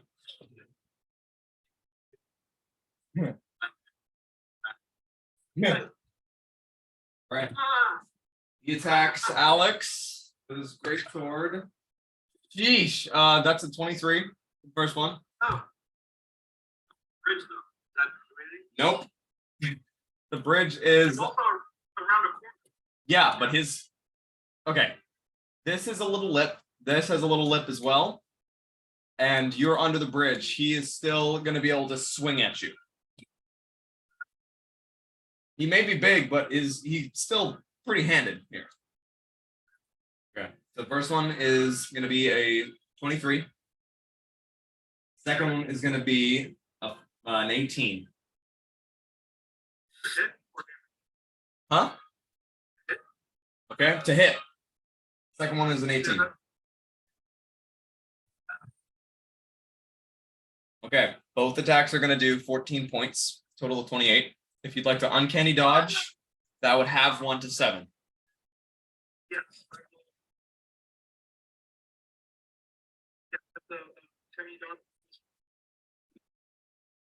Damage. You take 21.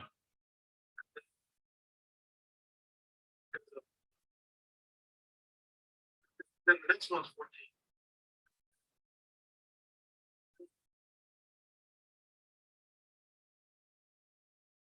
Bless you.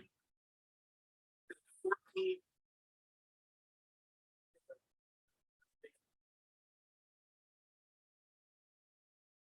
Huh?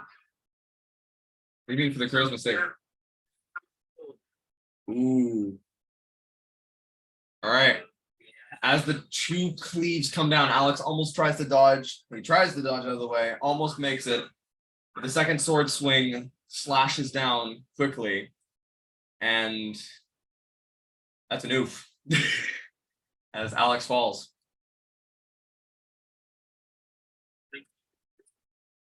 Yeah, that's a good question. That is because search will be completed. Ah, okay. You're unconscious there. All right. The Sentinel Watcher, the final Sentinel Watcher, is going to move here and bonk Karu. And I roll the dice out of my tray again. There needs to be a counter for this. 20. Go ahead. You give you a natural 20? No, dirty 20. Dirty 20. All right. Take 6 points. As the the Sentinel Watcher moves kind of gracefully, but they mostly look really hurt and like they can't keep going anymore. So as they swing the protrusion claw at you, it knifes towards you and it hurts pretty bad, pierces through your cloak. And that's going to be the Sentinel Watcher's turn. Asphedos. Yeah, good thing, yeah. Good thing we've been out. Asphedos is going to cast Misty Step to teleport on top of this little thing here and move 5, 10, 15, 20, 25, 30, and then dash 5, 10, 15, 20, 25, 30. And as he's moving past the Kenamuin, he says, Run! Send word to the jester. Tell him I have his quarry right where I want him. right where I want him. Okay, that's the turn of the Venom Slinger. The Venom Slingers, plural. The first one up here is going to release a shock crossbow down at Karu. All right, that's a 22. 11 points of lightning damage. Wow. Karu falls. And then the other one is going to, okay, can't see anything. So he's actually going to take an action to try to look for Deathcap. Yeah, 2. Yeah, no, he doesn't see anything. They're off. Yeah, Deathcap just vanished. He's called Deathcap the Hidden for a reason. I want to run. You have to get it first. Oh, yeah. Oh yeah. With my inspiration, I'm gonna use that. Nice. Good idea. But so I make this roll with advantage, right? Yes, Okay. And it's athletics. correct.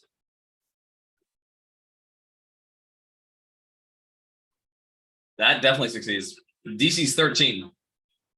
Okay. Cool. So you rip this net off of you. And that kind of freaks the hell out of this cannon weed here. He does not look very happy about his net being broken so easily. I want to run around this guy, like around his 10 feet of range. Okay. So, yeah. Yeah. 5, 20, 25. I want to run right here. Okay. You move right there. And then I want to reckless or weapon master swing at this guy. Alpha That was on my him. mother. Yep. Yeah.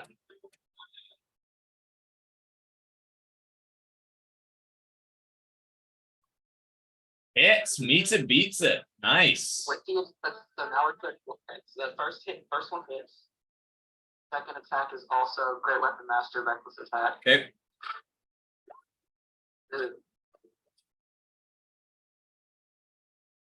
Oh It man. rolls right off, it rolled right off of that 20. Damn. These things happen. So one hit. One hits. 13. 21, Oh. 23. Bloodied. As your axe cleaves down, it bites right through his plate mail and carving a deep gash into his back. He grunts and jolts forwards a little bit from the blow. He turns. Who are you supposed to be? And then with my bonus, I want to enter a frenzy. And I want a great weapon, reckless again. Okay. After. He's like, who are you supposed to? Blah! As you hit him again with the axe. So, 21. 21. That hurt a lot. The first one carved into his back. The second one gouged a cut across his face, ripping his nose open. He starts bleeding everywhere, and he just has to talk like he's gargling with maple syrup for the rest of the combat. And right when he says, who are you supposed to be? I'm, so fucking forsaken. Nice. Good shit. All right, is that your turn, Zeroth? Yep. Awesome. Death cap.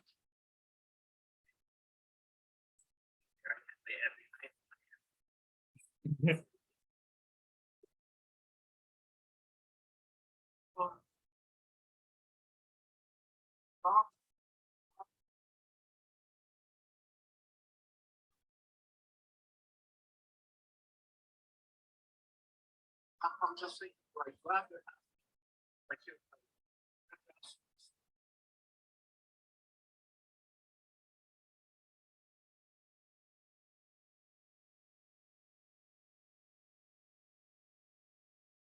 My concentration.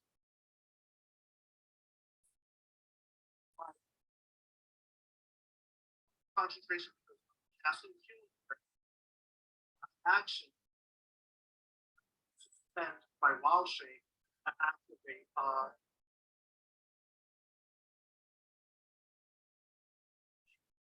my halo spurs.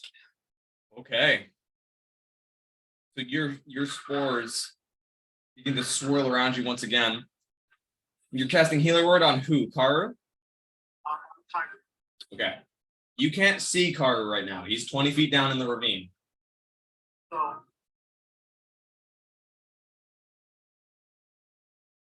no. Yep, you can see him then.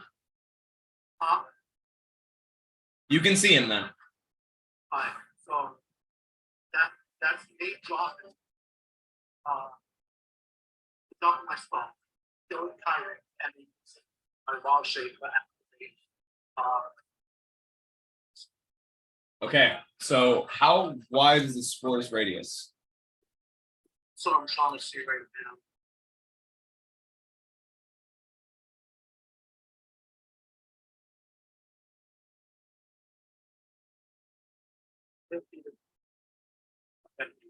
All right.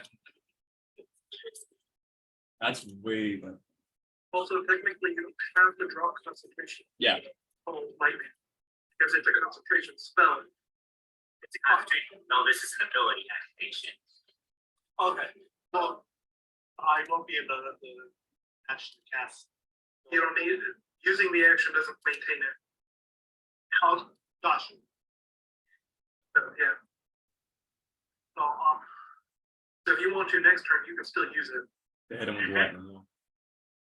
Unless you get hit or you drop concentration, it lasts for the full 10 minutes.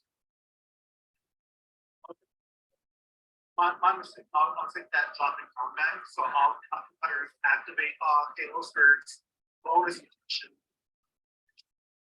Oh, that was my bonus action. So I'll go back into hiding. All right. Your bonus action was to healing word Carter, I believe, correct?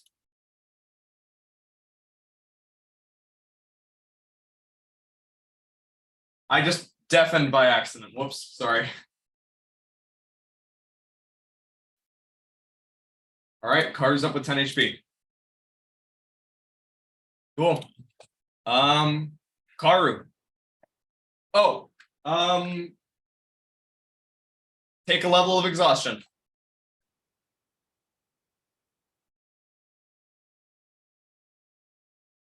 Disadvantage on all of your ability checks.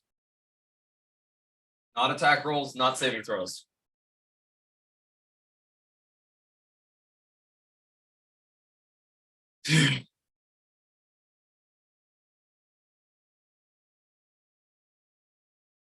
You're good.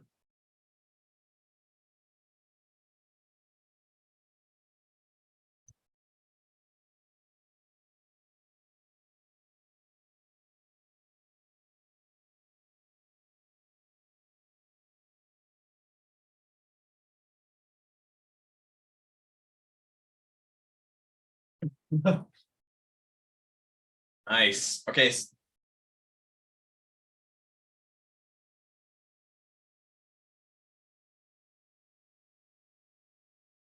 The fireball.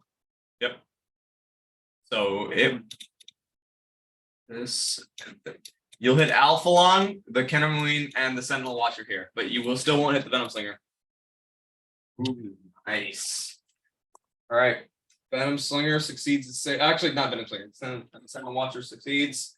Kenamuin succeeds. Alphalon fails. Alphalon takes the 27. That's fire damage though, right? He does not have resistance. He's not a giant, nor is he a genasi. He is a half Enii. All right, your fireball erupts around him, scorching him yet again, just pretty much cauterizing his wounds, and he is looking not good as his entire face is covered with black soot. And the Sentinel Watcher is evaporated once again. All of these dudes are just destroyed, so I can get them off the board here. And then the Kenamuin succeeded the save, takes half, takes 13. Is nearly bloodied. Okay. Is that your turn, Karu?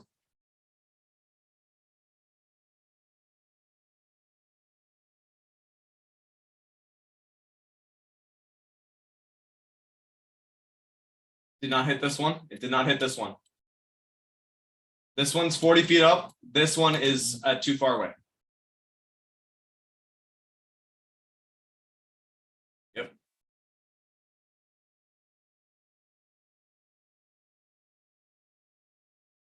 The Kenamuin This one is going to move forwards. That hurts, wizard bitch. Come here. He's going to not cast. Yeah, actually, he's going to cast Misty Step. Teleport down right in front of you. Karu. Well, same difference. And he's going to not. And he's going to use his lash twice on you. Yep. That is going to be a 13. Ooh, okay. 9 points of slashing damage. And you were restrained. He's got to use his action to keep restraining you, so that's going to be his turn. This Cannon Moon here is going to move 5, 10, Misty Step, 5, 10, 15, 20, 25. You can't see there, so he's going to Misty Step to here. And he is going to use a shock. He's going to use, not a shock crossbow. He's going to use his Magician's Net once again on Zeroth. Ah! Well, this is what we call missing with an 8. And that is, I believe, all of their... No, it's not. I'm lying. The Kennermoine here is going to actually look at Paddywhack and loose a shock crossbow bolt. Jesus, my rolls. All right, he misses. These scouts are going to all... Actually, they're going to move 5, 10, 15, 20, 25. Actually, that's about... We can go 5, 10, 15, 20. These two are going to make attack rolls on nobody because they can't.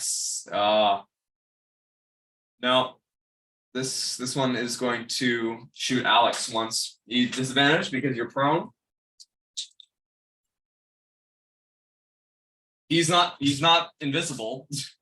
Bridge is 20 feet up, and so is this cliff is 20 feet up. 20 feet, and so is the bridge. Yep.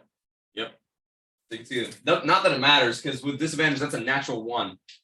The other one is going to try to shoot an arrow at Karu. You can finally see you. Karu, you are restrained. It's going to miss, actually, with a 5. And this one here is going to... Ooh, it can see Death Cap now. Time for a shot. Oh, no. Nope. No, it's not. It's a 16. It's a 16. That's it. You take 6 points of damage, and you need to make a Constitution saving throw, DC 10, to maintain your lightning storm. All lightning.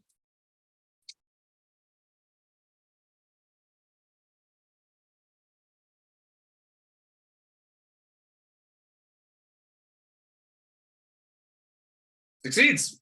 You're good. Keep the call lightning up. That's just it's a very, very light tickle to you. Got so much HP. Okay. Sorry, go ahead. Yep, Death Cap the tank. 5, 10, 40, 50, 55, 60. That's with a dash. Paddywhack. Yes.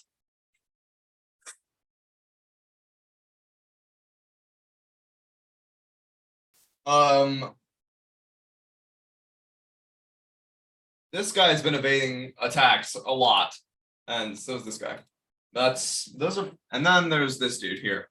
Those are the most immediate enemies within your vision. Yes, he is.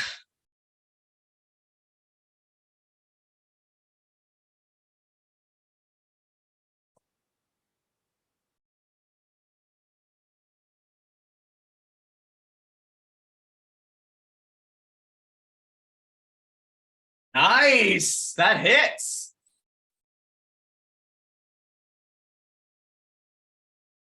Oh shit, I just subtracted 63 health from him. That was a mistake. Okay. He's bloodied. He's not down, but as your arrow launches into him, he turns and looks directly at you. The snarl across his face, drops his lash. He's coming for you next. Or you little shit. No, you're no longer restrained. That's correct. Deal with you in a moment with it.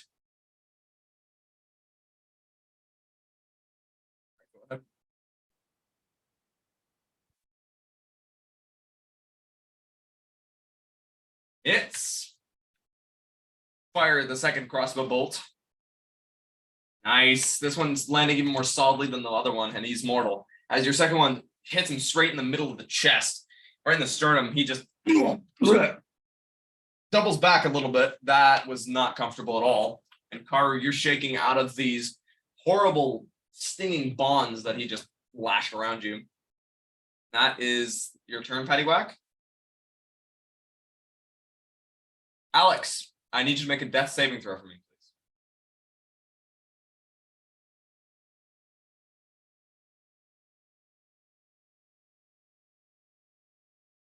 please. Okay. Alphalon.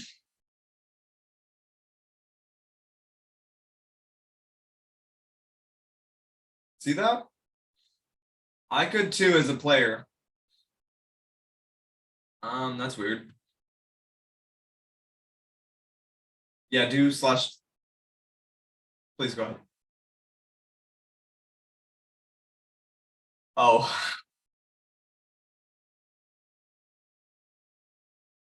Okay, please, can you try a slash GM roll? If that doesn't work, I'll have to just make this my DM thing as well.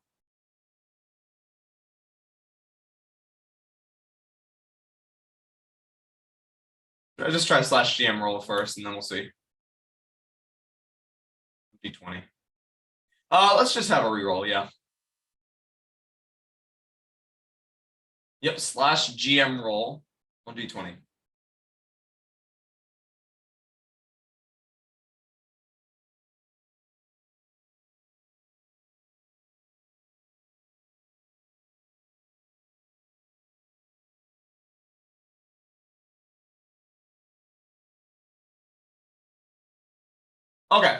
Okay, sure. Alphalon. He does not like you, Zeroth. Zeroth. Remember that name? Remember even more. Hang it on your when I hang your head on my wall with a plaque underneath it. Come here. I'll read your name every day. That made no sense, but he'll do it anyways. He's an idiot. Yeah. I hate you. You suck. I'm really mad. I'm gonna attack you. Yeah, that was dumb. His intelligence is 8, so don't blame him. Don't blame me, blame him. He's gonna make a 15. That's a 15 to hit you. Second one is a 20. Dirty 20. It did, yes. Okay. You were taking from each one a 14 points of 14 points of slashing damage. I am now Mario. 14 points. Very good.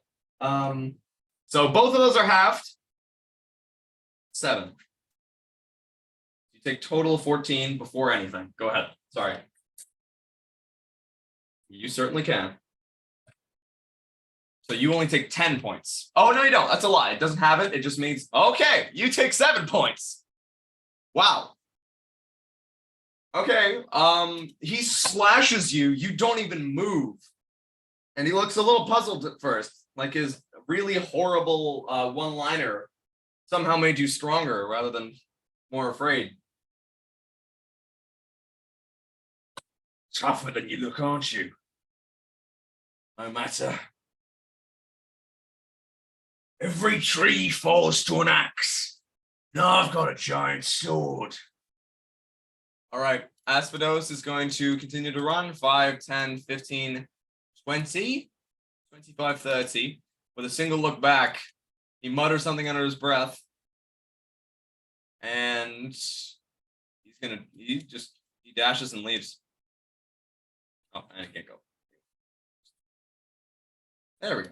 Now he's invisible. All right, the Venom Slinger. These two are not very happy. They see Deathcap.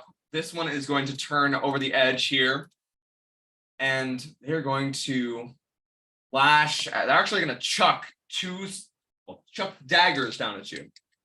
Death Cap. He is not within range of the spore cloud. The spore cloud is a 10-foot radius, and he is 20 feet up. Height is strange. Yeah, it's kind of funky, right? 14 to hit for the first one. Natural 1 for the second one. And then from the other dude, he can't hit you, so he's instead going to not cast. He's going to use a shock crossbow. Natural 1 again. Okay, and this one is 15. 15. Ooh, shit. 9 points of lightning damage, and I need you to make a Constitution saving throw. Constitution saving throw.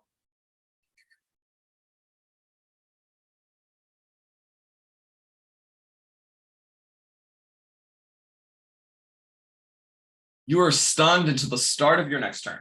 And I also need you to roll another Constitution saving throw again for maintaining concentration.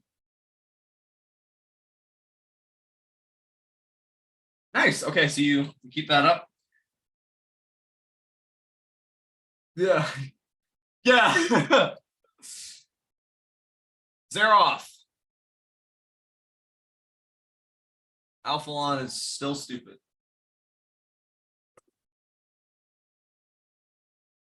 Barry Raxon. Full attack. Straight attack. Gotcha. That'll miss. Both of your attacks. Go ahead. Frenzy, right? Okay. Okay. This guy's hard to hit. Hits. There you go. But all the attacks against you have advantage next round.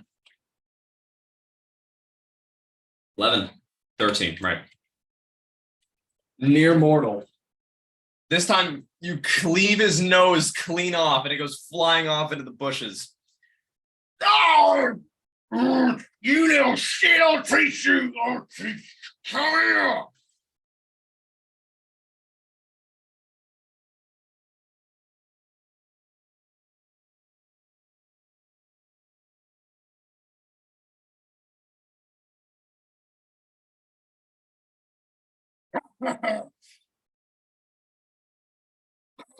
See which weapon's better. Hey, that was actually pretty good one.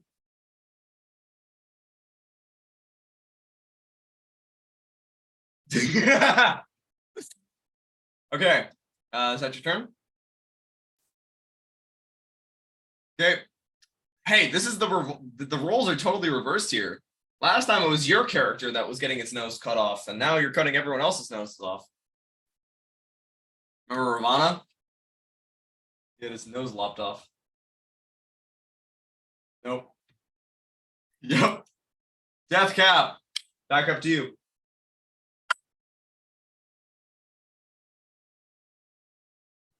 From here, you don't.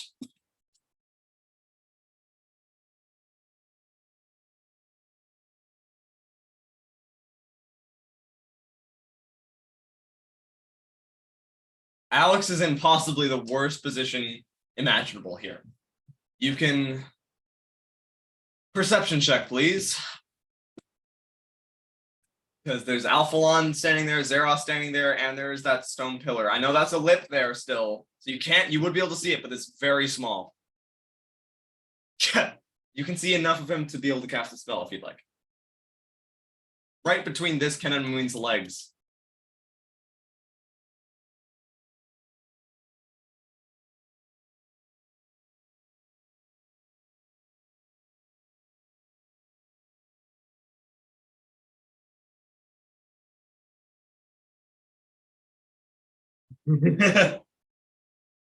Nice.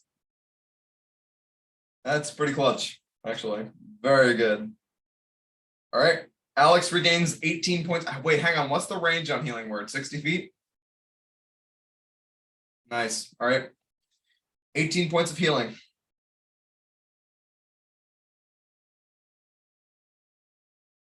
Nice.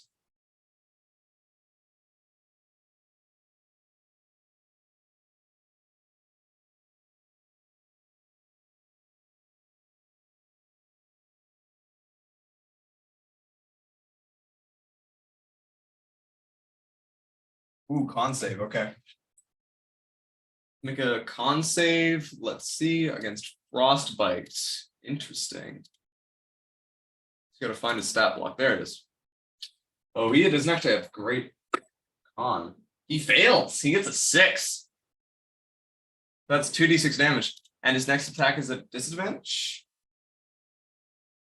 Weapon attack roll makes people have a 6 turn. No shit. Awesome. And with that, he is mortal. As you buff up your ally by saying fluffernutter, and you call this tickle like what does the frostbite look like? This cloud of ice. What is it? The spores?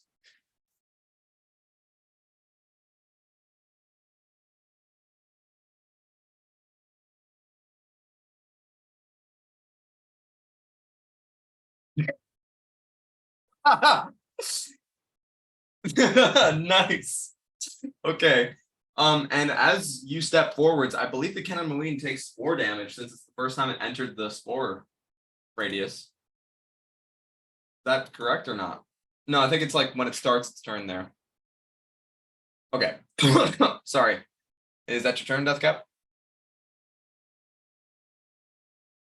Aru, you are 1 health.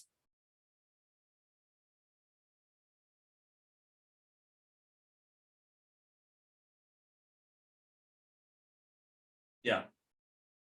20 feet up. The other one's 40 feet. The venom slinger here is 40 feet. This normal cannon marine is 20 feet.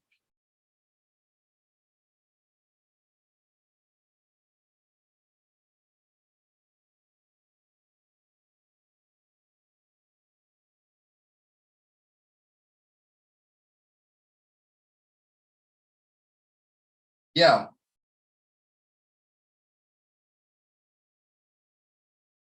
So the difference between here and here is 20 feet. This protrudes 20 feet up from this middle platform. So if you threw the fireball halfway up this, it would still reach the cannon marine here and probably would be able to hit this venom slinger.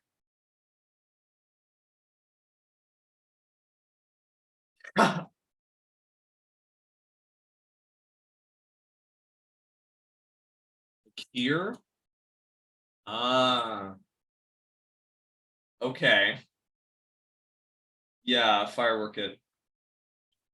So that one's so this. Ooh. Yeah, they're exactly same distance apart on the map. They're all like in a triangles. That's kind of funny. But yeah, you can do it. It's really close, but you can definitely do it. Sheesh. Okay. The one next to you is obliterated instantly, no matter what he makes. Yeah. The fire erupts around him and just incinerates him completely. The Venom Slinger fails to save and takes a full 20. And this cannon marine up here. Let's see. Fails to save. Takes 20 more points and is mortal. As your fireball, you cast it up into the air, the small bead of flame erupting around you. These 3 figures definitely did not expect that to happen at all. And as it came up, this cannon marine here said just, oh shite, as it erupted.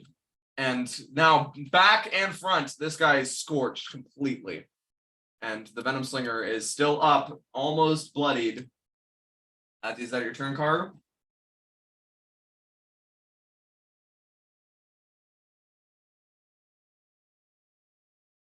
Smart.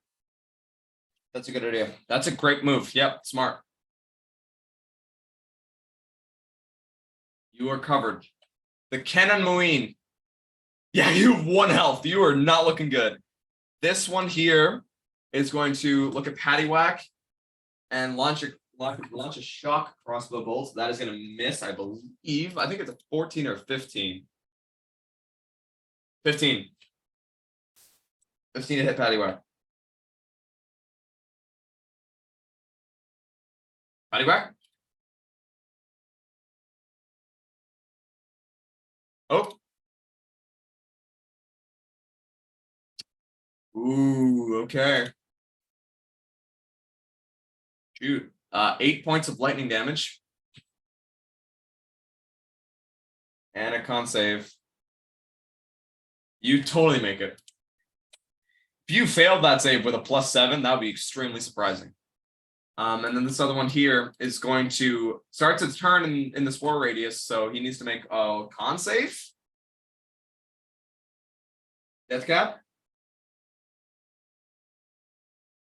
Okay. Ooh, this guy actually makes a save. He's gonna make his save with an 18. Does he make it, or is that a fail? Okay. Okay, so he doesn't take any damage.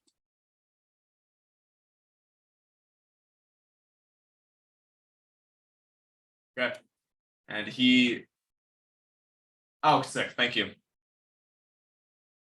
Okay, and he is actually going to turn, seeing Deathcap, and pull a net from one of his pouches as he chucks his magician's net at you. Hey, that's a good roll. That's a 20, dirty 20. 9 points of lightning damage, and you are restrained. And you cannot cast spells while you are restrained in this way.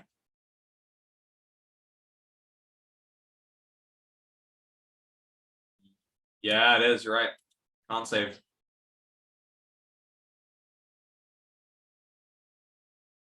Yep, because of your concentration spells. More spell, singular. So call lightning drops. These scouts are going to loose arrows down at Deathcap. Seeing that he's been restrained. All right, first one misses. Second one misses. Oh no, they have advantage. So first one misses because you're restrained. Second one is going to hit you with an 18. Third one is going to take a 15. So 18 and a 15. 12 points total. And then Paddywhack. Finally.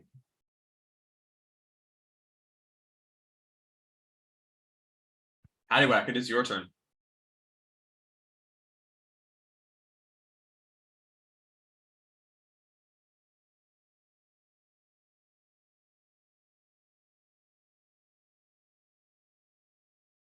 Oh, nice. Roll attack. As you're running, you lose. Nice! Nice! Just Deadeye shot him. Oh, yeah, he's dead. 15. He has 7 health. How do you want to do this?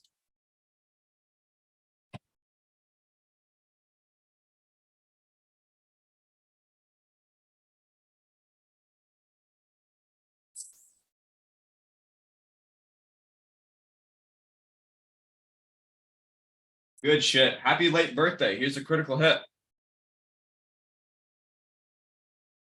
Yes. Oh, yeah, absolutely. Yep.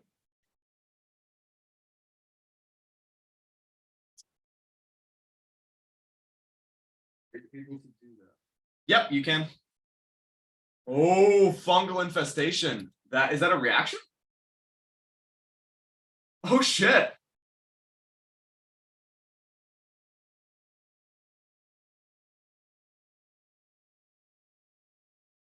Okay, with what? Oh, shit. It has 1 hit point. It is a... All right, I'm going to give you control of this dude. Using the zombie stat block, but with 1 hit point. So the zombie has an AC of 8. Controlled by Deathcap. Okay, lasts for an hour, 1 HP, 8 HP, 8 AC.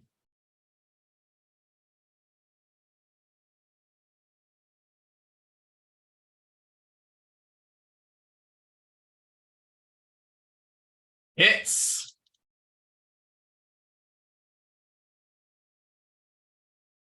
Boom. Solid shot right in the chest. As this bolt is loosed, you shoot one, you see that this guy falls, and then Deathcap, as he's falling, just kind of will his corpse to reanimate, and the spores fly over to him, infesting his body, and pulling him upright again like a jerky zombie. And the second bolt definitely hits the Venom Slinger, but he's still up. Is that your... Awesome. Alex.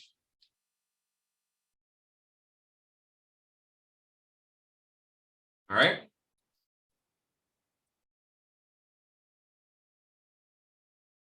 Alex, you have a level of exhaustion, by the way.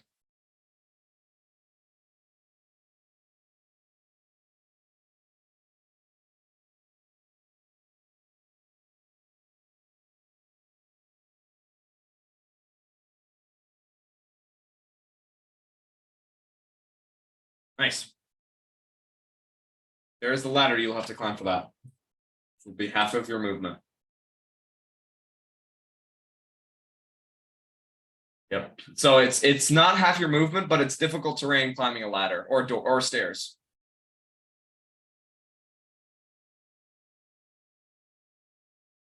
Yep. That would be. Yep. So you can go 5 feet up the ladder, but he disengaged.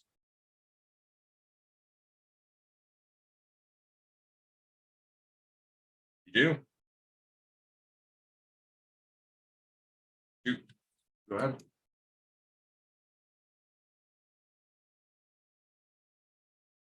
Uh, 21 hits. Yeah.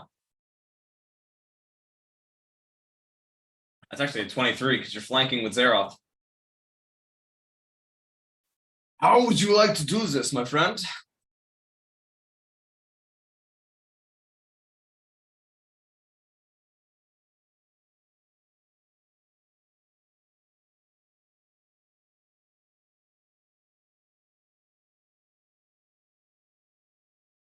Oh yeah.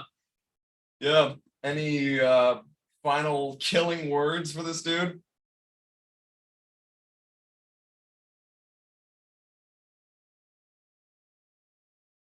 I know, right? I got you. I was trying myself and like I can't think of anything for this one. That works.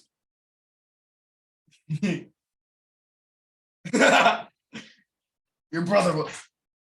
One of these things you'll never know. Will you whisper it in his ear or something? And yeah, you force his body to the ground. Nice. Alphalon is out.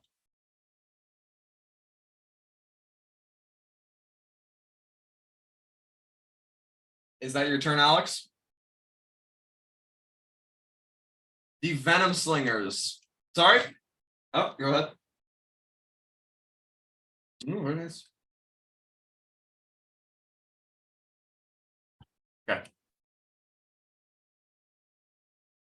You rush over towards this ladder and scamper up it as quickly as you can. Vincier's still in hand. The Venom Slingers.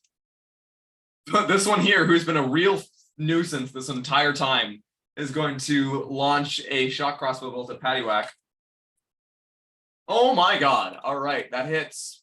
That is going to be a 22, I believe. Yes, 22.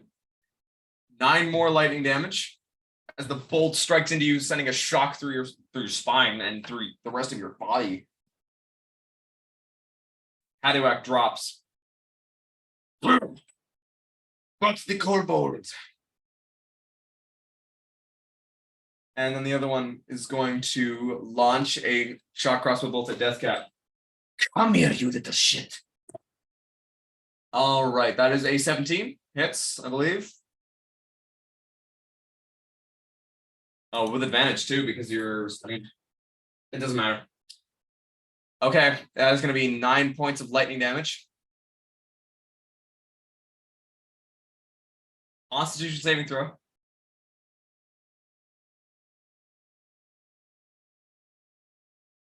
How do you mean?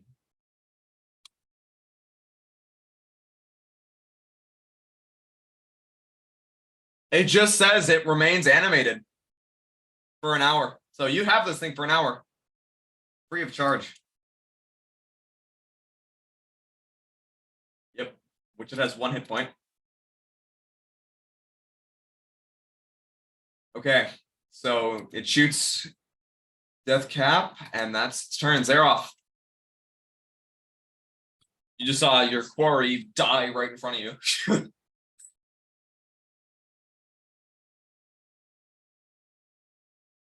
Nice. Boom, boom, boom. You sprint over towards Alex. Let me check. 5, 10, 15, 20. Yeah, you can just make it. It's a 20-foot tall ladder. So yeah, you can certainly make it. Oh, hang on. Difficult terrain. You'd have to dash. Going up a ladder is difficult terrain.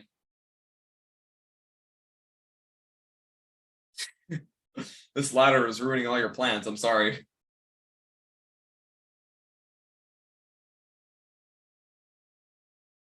Okay.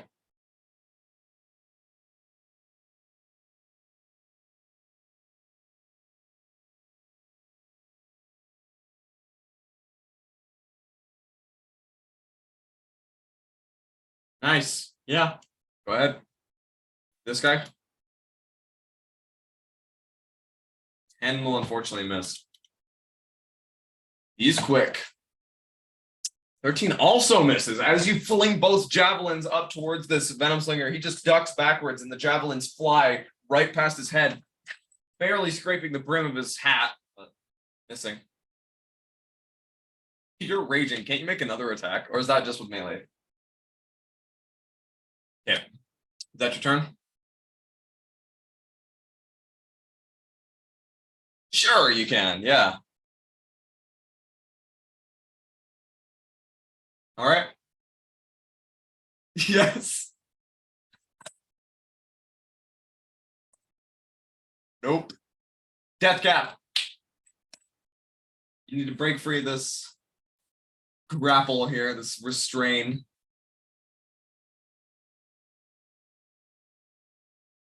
Sure, yeah, why not? You command the zombie to walk over to you and pull the net off of you, and it does so. That's going to be the zombie's turn.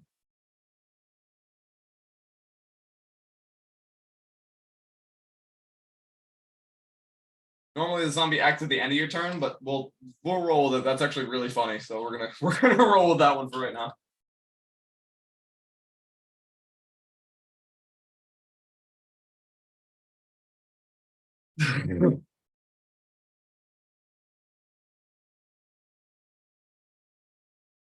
Oof.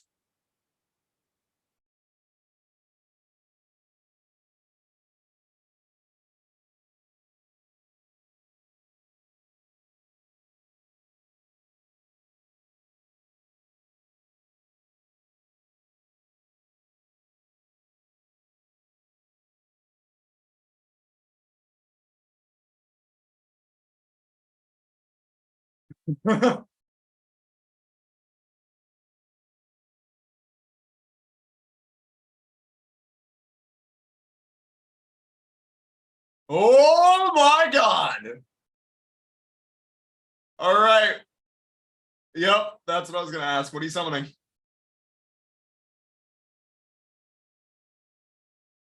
Sorry, which one are you summoning?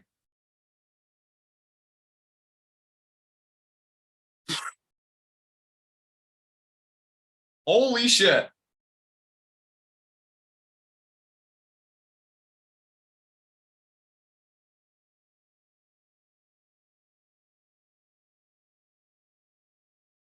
Oh my god.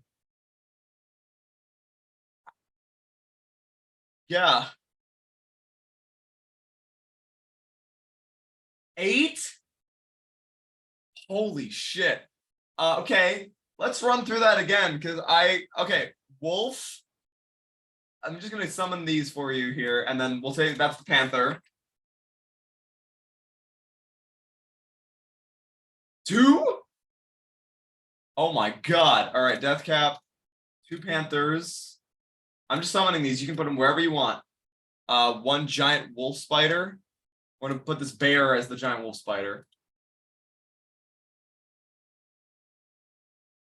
Wherever you want to put these, you can. And then what else?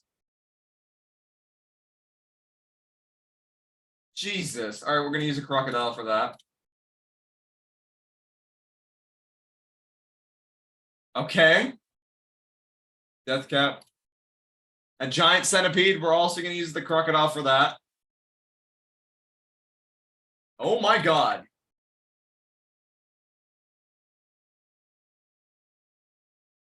Yeah.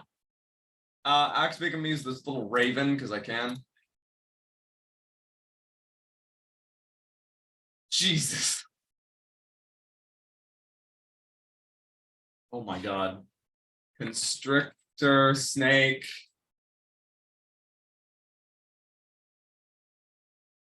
Yeah.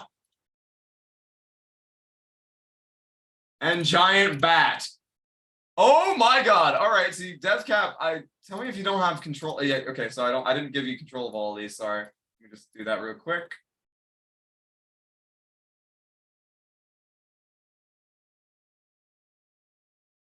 No shit. Yeah. Zoo. The greatest spell of all time. Zoo.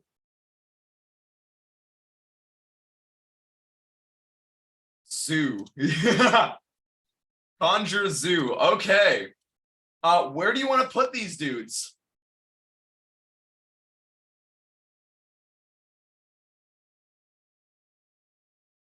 Oh, that's a different dude. That guy's gonna be like right in front of you because he had to take the net off you.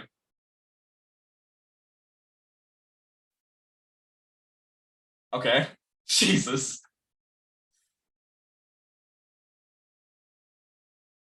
Move this out of the way so you can actually access it. Okay, sick, you can. I'm just gonna delete this. Hang on. Oh my god, of course that's the one that has the initiative.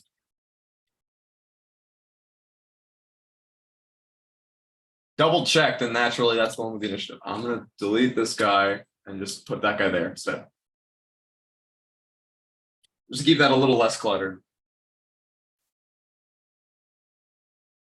Okay, wolf spider there.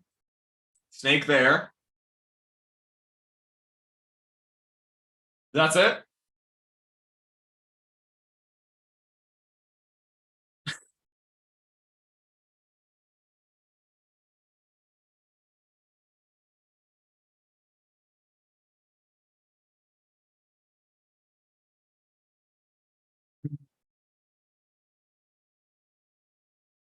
Oh my god. Okay, sorry. You just summoned 8 creatures. I can't not have you describe what this looks like.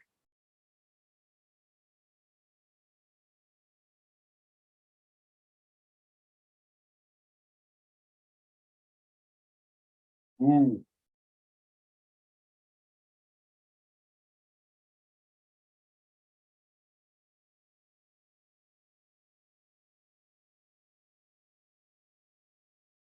Okay. All right. Are we? So with that hatred, it's like reflected in these creatures' eyes as they are just bamfed out of nowhere, all around you, and you rush off into the woods while saying like just yelling "sick 'em." Okay. When do these things act? They don't have their own initiative, do they?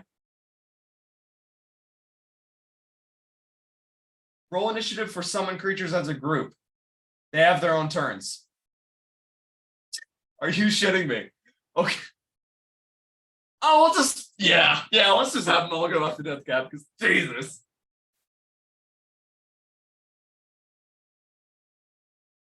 It is, yeah.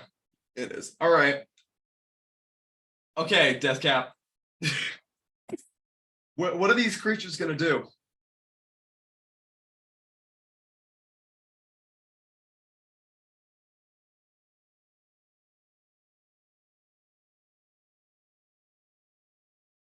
Huh. Yeah, no shit. But remember, keep into mind that that is 20 feet down, and then 30 feet across, and then 20 feet up again.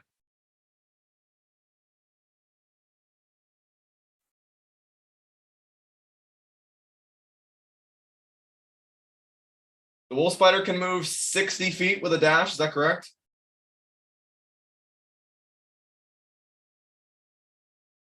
It could. It could splat on the ground and take damage if it wanted to. Oh Jesus.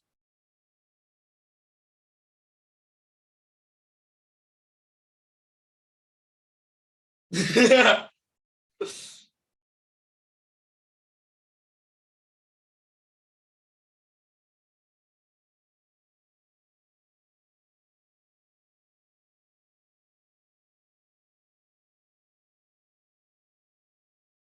40 feet?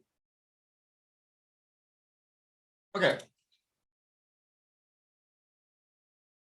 Gotcha. Oh my god, no, it could get there. It could get there. It has a speed of 40 feet. If it goes down and a climb of 40 feet. Okay, awesome.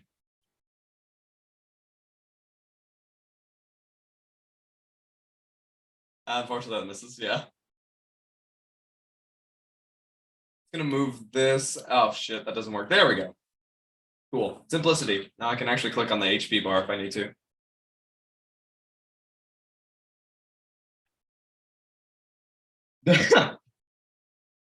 Yeah, Deus Ex Machina here. It's all odds. Zepcap saved the day.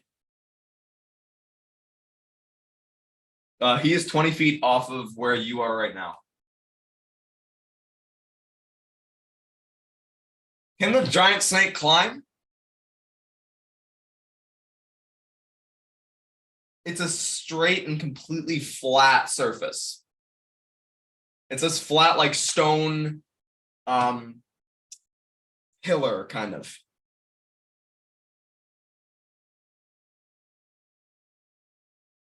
Okay.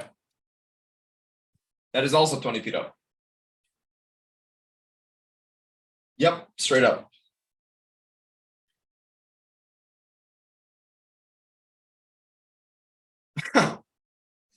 That is a sentence I never thought I'd hear in my life before I started playing D&D.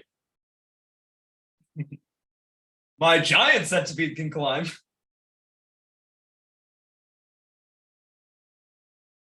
Okay. Sting it, probably, right?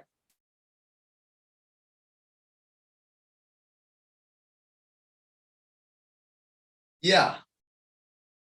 Oh, it's a centipede. It's a centipede. Okay, that's gonna be interesting. 18 hits.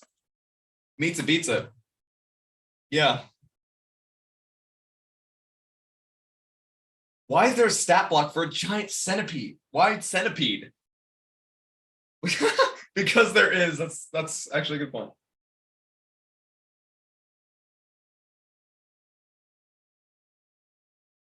I mean, welcome to D&D. Yeah. Okay. Any other effects from this?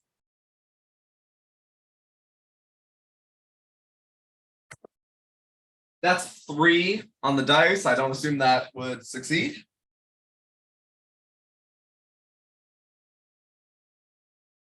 Holy shit. Oh, oh no. Bloodied. Oh my god. Oh my god. Paralyzed? Your axe beak's right here. Where is my axe beak? Where, honey, where's my axe beak? Yeah.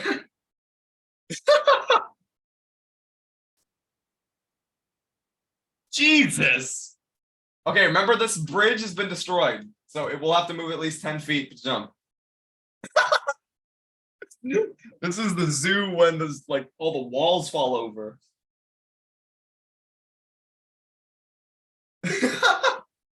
Yeah.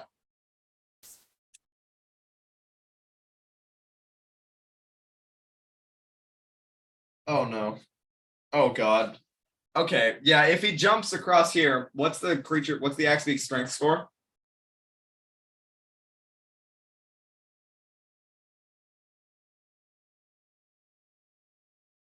All right, well then definitely it can get across if it does a long jump. No, axe beaks can't fly. Technically, axe beaks shouldn't even be in this world because they're a Forgotten Realms exclusive item, creature. But that works. It's okay. I don't care, dude. I'm fine. That's I mean, come on, Odiugs. That kind of sounds like a thing that would be only from one kind of D&D world too. So I guess axe beaks are a thing in here too, though. It's just now part of the canon.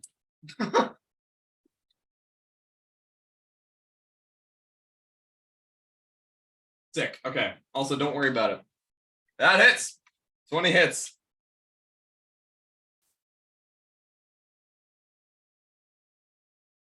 Yep. The play, yes. He went to that. Nice. Okay. So does it do more damage? Just as 5. Okay. Okay, this creature's nearly bloodied, actually, the scout. Oh my god. This is amazing.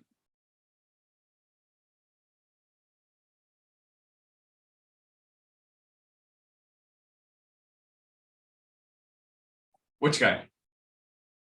No. That dude is just standing on this ledge here. So yeah, he's perfectly level with you right now.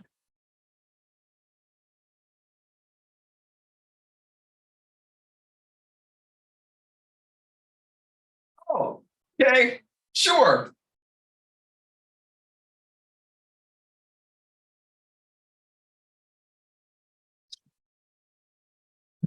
Single-handedly. Oh, wait, maybe it might succeed. No, it doesn't.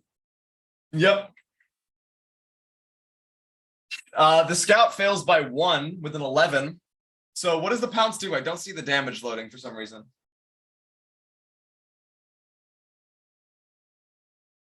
Fail.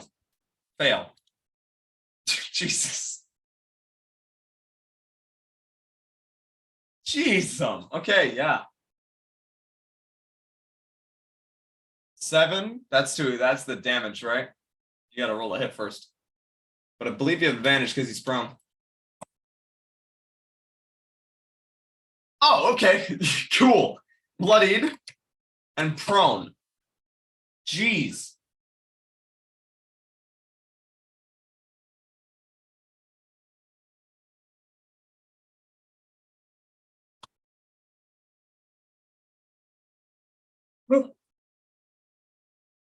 The Panther has a 50-foot speed, right? You can get there.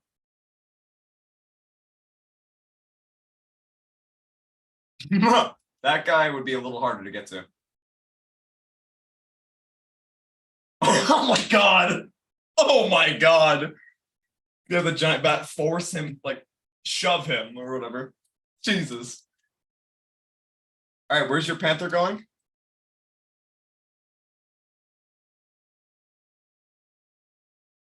Wait, is your Panther on the other Panther? It is advantage. Because he's getting absolutely panthered right now. 16 will hit.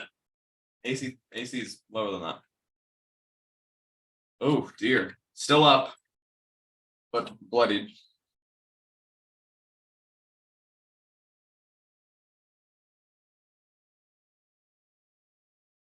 Jeez. So to put this in perspective, these guys thought they had you. They were like, okay, well, we're gonna ambush them. We got these pillars. We're gonna be hard to hit. We've got a wizard on our side, and we have this guy who really wants vengeance against these adventurers. Okay, where's the other one? Where'd he go? Oh, wait, why are there so many animals here? What is going on? They thought they had you, and then boom, like a billion animals just showed up and started kicking your shit. Oh my god, yeah. All right, so the bat is gonna attack. That's sheesh. All right, 16 hits for 3. Nearly mortal. Right here. Not in the most optimal position. Okay.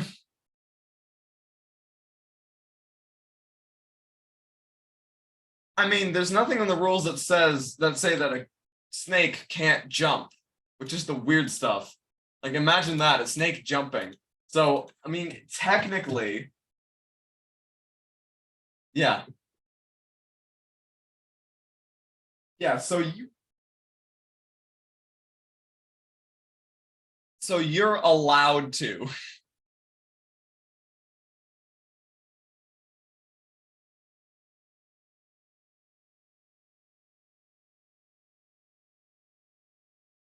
Yeah, sure. Yeah, they can.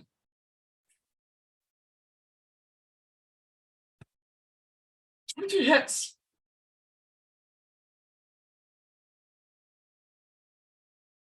Whoa. All right, 23 hits. Whoa. Jesus. Okay.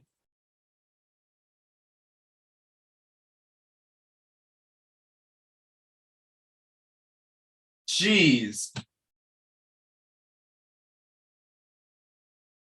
Okay. Karu. Top that one.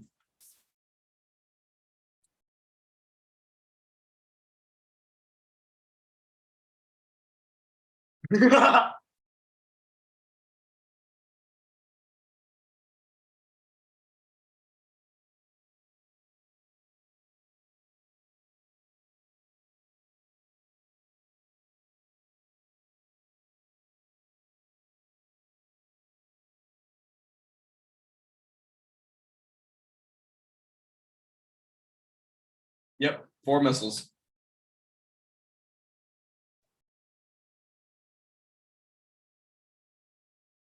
Yep. They are behind a 20-foot tall, 10-foot wide pillar.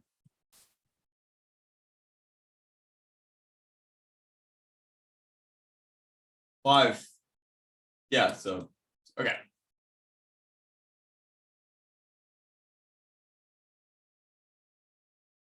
Yep, Kenamuin, you can see this guy. You can see this dude. If you peek out, you can, but right now, no.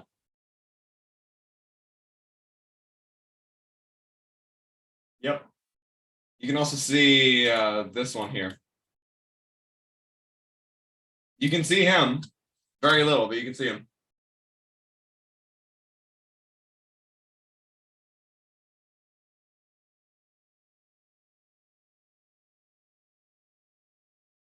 Okay.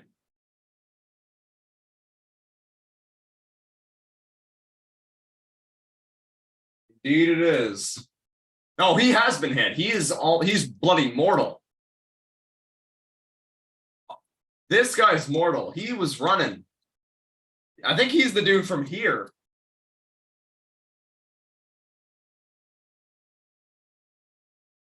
Okay.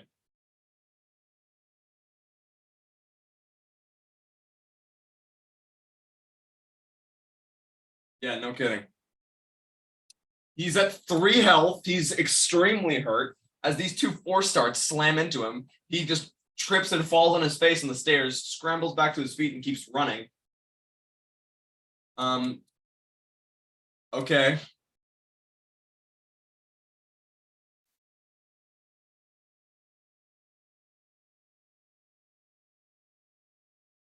Wrong slash.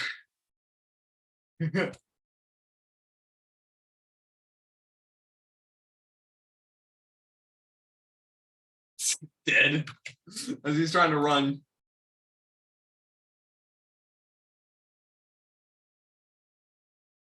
Okay. That one's untouched.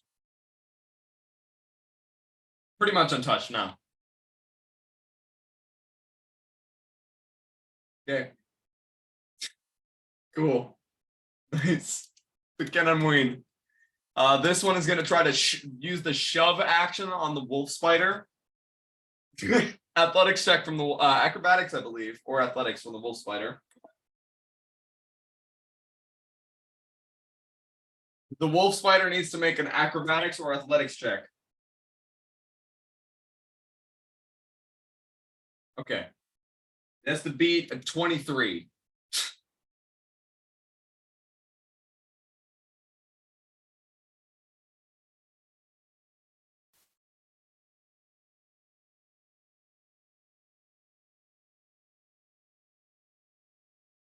$18, he got a 23. So the wolf spider is pushed right off the edge here, far enough, and it needs to make an acrobatics check. Is this Kenamuin's going to go 5, 10, 15, 20, 25, 30. Yeah, running. You guys are destroying his buddies. He's done. 8. The wolf spider is going to take 2d6 damage as it falls. Takes 2. 2. I rolled double ones. That's that one's turn. Are there any others? Doesn't look like it. No, that's it. This scout that's been constricted is going to try to break free. It's an A. That's an 8. Jeez. Okay. The scout up here is going to see the giant poisonous snake underneath it and loose an arrow. That's a 19. 6 points of piercing damage. Oh my gosh. Just takes an arrow and is still fine. All right. And then this one here is prone and getting double panthered. It is going to actually roll off to the side and choose to fall. Instantly taking the damage. Actually going to take the athletics. All right. They succeed. Take half. They take 1, I believe. Yep, 1. Actually, hang on. No, that's 3. Yep, 1. And then they're going to use half their movement to stand up from prone. Which is, so they rolled over 5 feet and stood up for 15. So they have 10 feet. They're going to move 5, 10, and then dash 5, 10, 15, 20, 25, 30. They did not use their action at all, I don't believe. Yep. Okay. That's it. No, these two here. This one's going to move 5, 10, and then climb the ladder 20 feet. Get to the very top, and then use the action to take a nice little shot at Karu now that they can see you. Ha! Fail. That's a 9. However, the scout yells something towards this the venom slinger here in Elvish, pointing you out where you are right now, just giving away your location. These two are going to. This one, they're actually both going to attack this axe beak. The one that got clawed by the axe beak pulls out a short sword and swings at it. Misses. Actually, I gotta check this. It got a 13 for the axe beak. Oh wow, no kidding. 5 points. And then the other one got a 16 for 6 points. So 11 damage total to the axe beak. Oh my god. Okay, and then this scout is going to try to jump off here and land safely. Fail, take damage. Take 4. And then move 5, 10, 15, 20 here. Paddywhack.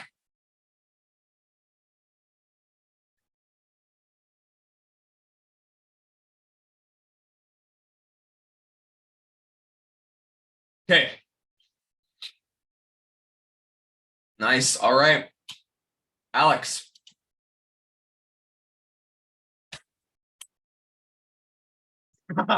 Stab the snake bound man. Nice. Or yeah, I didn't really think about it, honestly. Sorry. 25. Nice, that hits.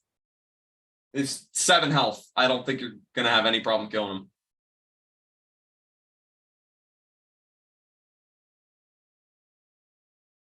Oh god, roll damage. Oh jeez, roll damage. Because they're grappled. Yeah, sure, why not? Let's see how bad you obliterate them. Jesus! That's more than their maximum health. That's 1 point. Actually, a lot more than their max HP. Okay. Yeah, no, you absolutely annihilate this person. How do you want to kill them? How do you kill them? Yeah, that's like double their HP normally. That's actually 1 point lower than double their HP. So, how do you want to kill them? Just by the way.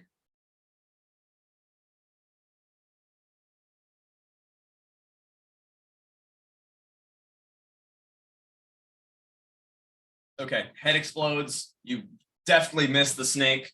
Is that your turn?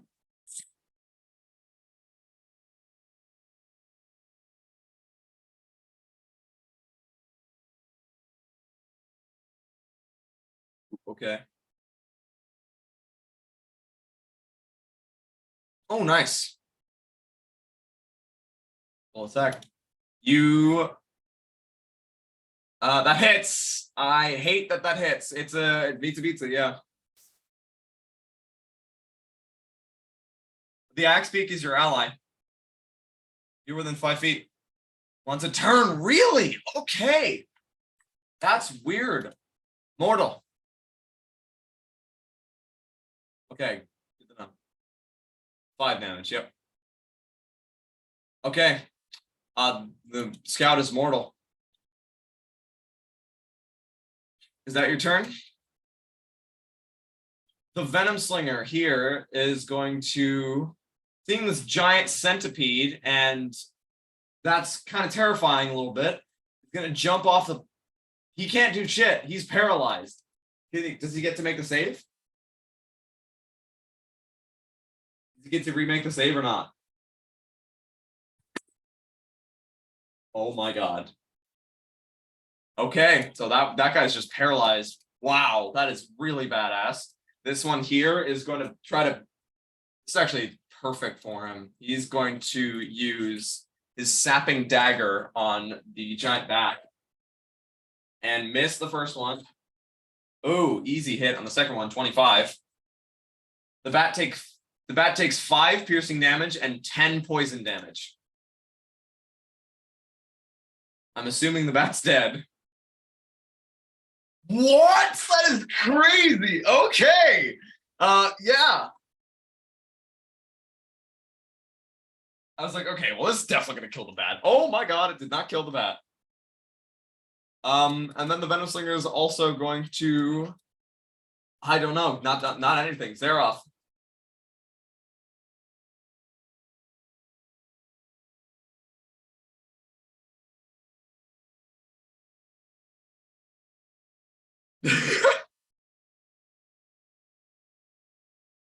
Nice.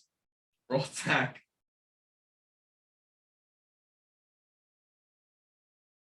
That'll actually. Oh, that misses, dude. That misses. No, you have a +2. No, flanking's for melee. Shit. Does he have advantage? Not the same dude. Different dude. This guy here. I was like, whoa, that was a one hell of a range. Yeah, no, 17 is gonna miss. Okay, this one's a lot easier to hit. Yeah, that'll 100% hit. Oof. I need to phase this person a little bit. They're a little bit lighter and less armored than the rest of them, and they don't seem to be as equipped for getting slapped in the face or hit with javelins and swords and spells. They're more built to deal damage.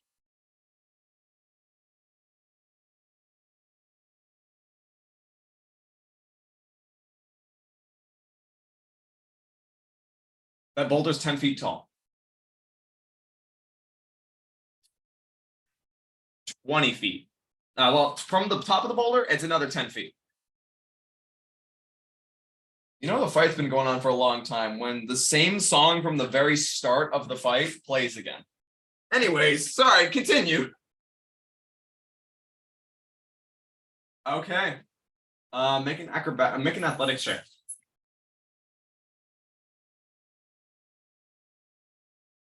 13. Actually, that'll succeed.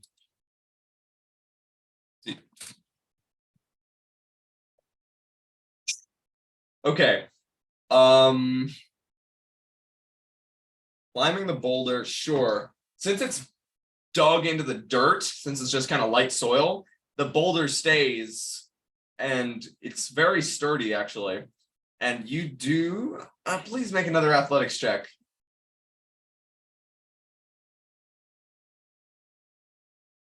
So you'll get it next turn, but you're doing this super fast. Death cap. Sorry, moved your spider. Here come all the summons.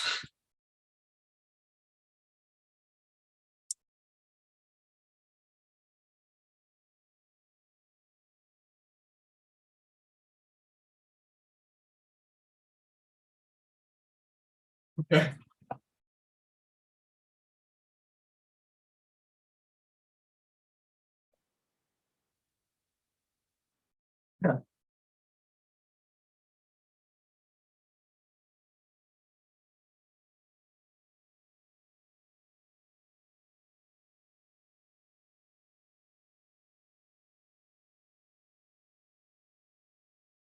Yeah. Oh, wow. Get up. That's so cool. On Paddywhack. Nice.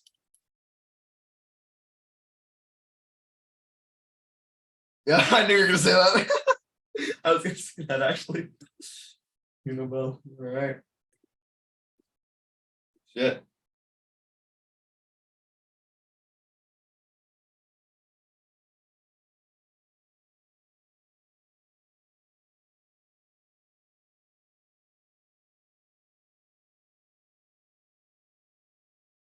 Ooh. Nice. Oh, okay. Natural 20. Max damage 2. Jeez. Okay. Mortal.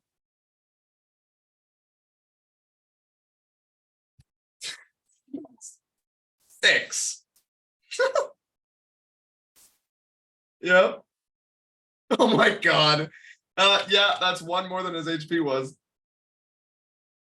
That was nutty. Okay. 14 damage and it's dead.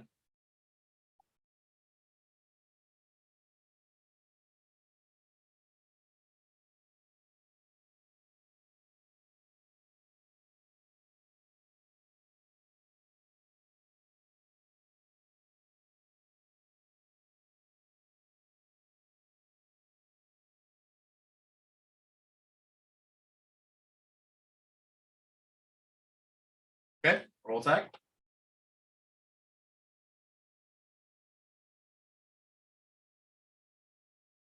Don't you have advantage because yep, you do.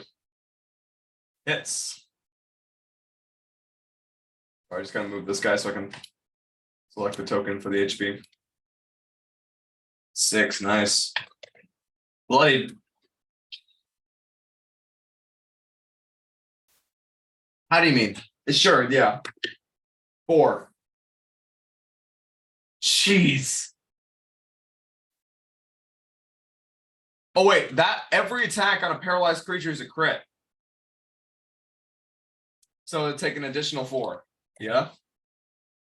And then does it wait, does the crit apply to the poison damage too? For the sake of simplicity, let's say yeah, and that this dude's dead because he has 5 health, and that'd be just kind of a waste of the turn. So yeah, for this in this situation, he's paralyzed. That's a lot of damage, and that is an additional 18. There we go. This dude's dead.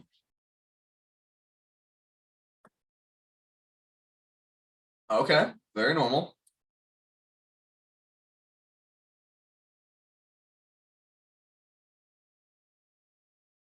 Not one.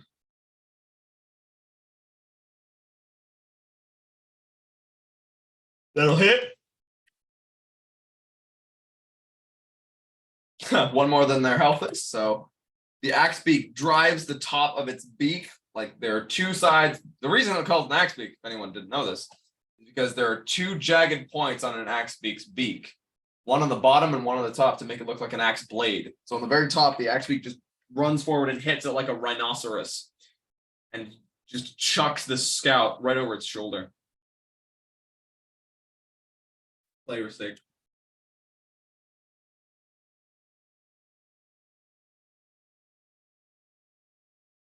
That's cool. So it's like a pan around view as you're just pointing from underneath your zombie and all of your animals are just munching.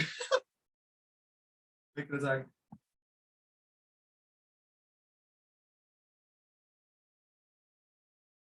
Whoa, okay.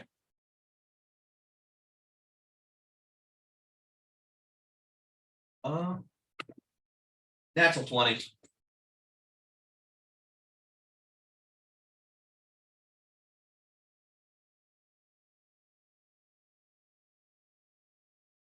Nice. Hits.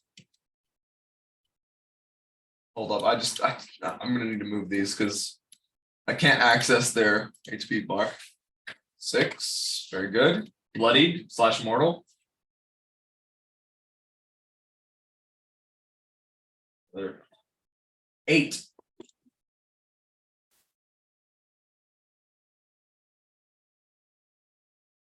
Okay.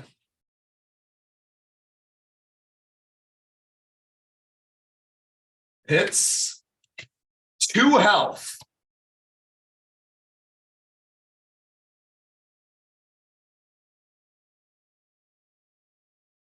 Okay. 10 will miss.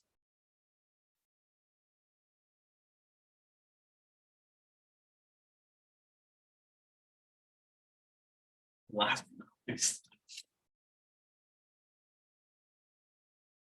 Whoa. How does it get there? Oh, it just like falls off. Gotcha. Okay. Yeah, it is.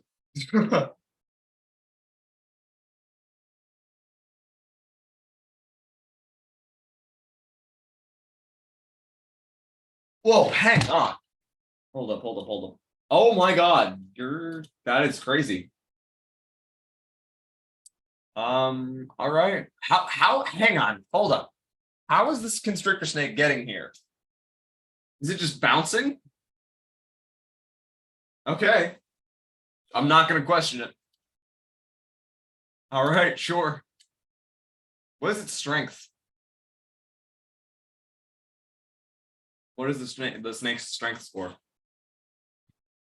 Oh my. Whoa. Okay. Yeah. Now it can jump. That's nuts. And 20 hits.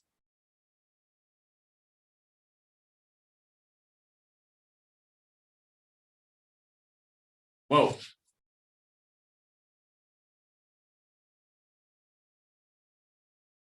And it's also dead because it is -4 HP right now. It had 2 health. So the constrictor snake somehow manages to harness the power of the moon and anti-grav and just hops from one pillar to the next until it reaches this scout and then lashes forward with its tail, and with a crunch, this creature, well, it was already on the floor. Its bones break and its neck snaps. Is that your turn? Karu!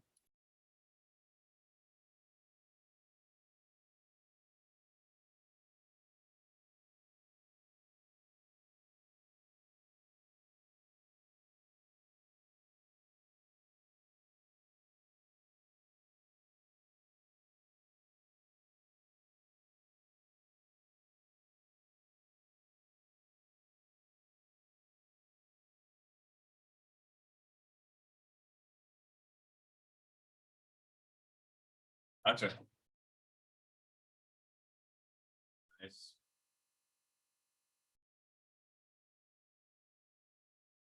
This guy here? Yeah, the dude who just refuses to die.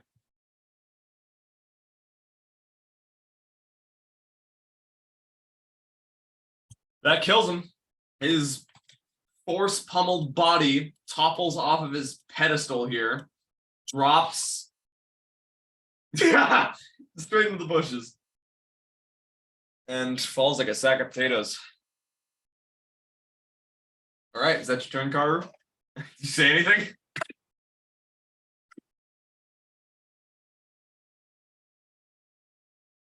Okay, gonna move in this one. Yeah, he's running with extreme, like he's so panicked, and he's looking from left to right, just checking around for any more like, hiding, sneaky druids. People just hiding, waiting to pop out and summon a billion different zoo creatures. And that's his turn. The scout, this is one left. This is one that's getting attacked by the snake. Is going to short sword the snake. Hits. Roll a 16 on the dice. That's a 20, so 5 points of piercing damage to the giant poisonous snake. And then is going to, doesn't want to die, jump off here. Ooh, natural 20 is going to take half damage. That was an insane amount of damage, though. So take 4. Then moves 5, 10, 15, 20, 25, 30. Okay, gotcha. Oh, gotcha. Okay. Patty Whack, you are up. Oh, hang on. This one's just gonna get off the screen.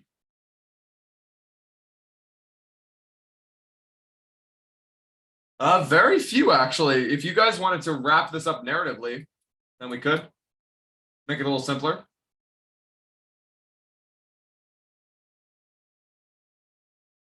That's up to you. Do you want to? Yep.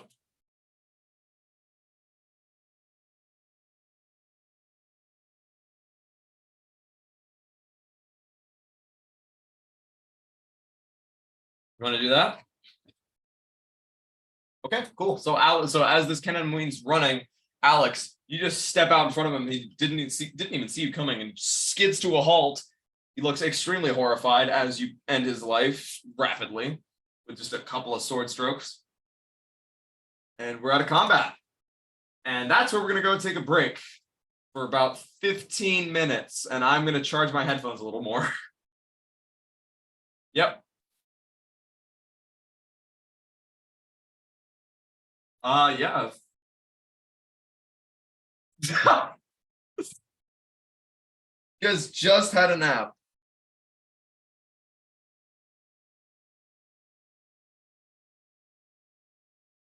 Ooh, yeah, sure. Oh, now I'm excited.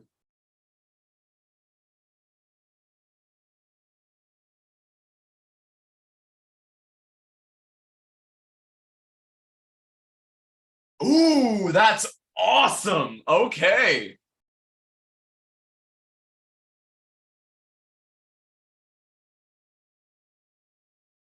Wait, that's so good.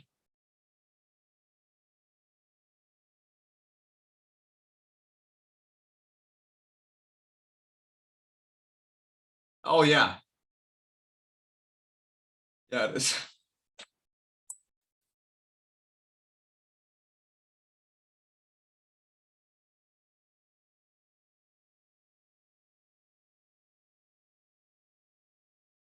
Yeah.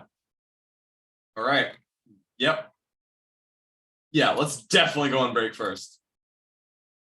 Okay. Yeah, no kidding. That was a long ass combat. You guys really, that was hilarious. It would just went from the enemies were winning and then you guys were winning. It just, the tide turned so obviously in that battle. It was crazy. Okay, so you're taking a short rest. And then we're going to take a long rest, but we're going to take the short rest now and then come back after the break. All right. Cool. All right. Well, we'll be right back. Yeah, no, go ahead. Okay, keep that in mind.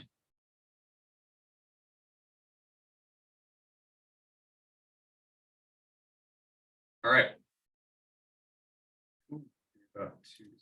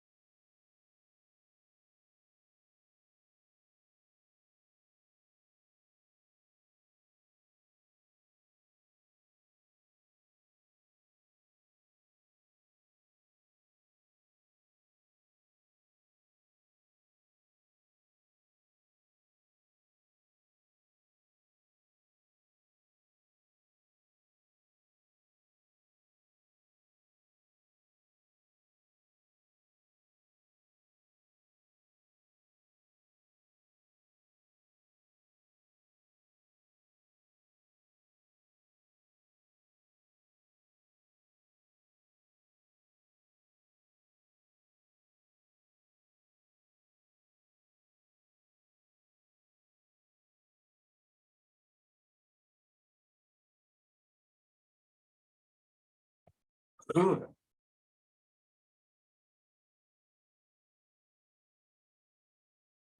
Yeah.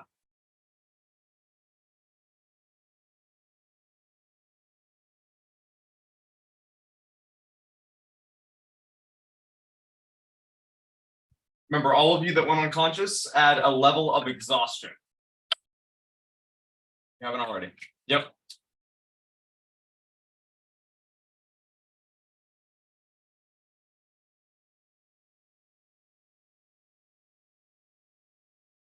Oh, you're using all your hit dice. Wow. 40 HP.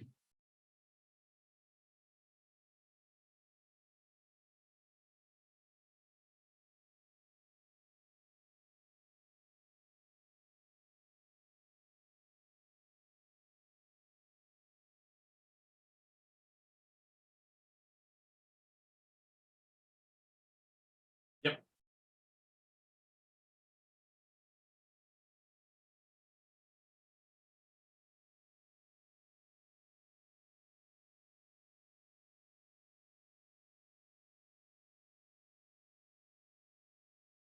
Yes.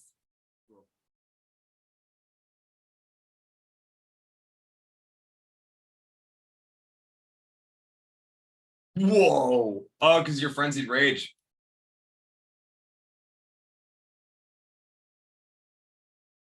Yeah.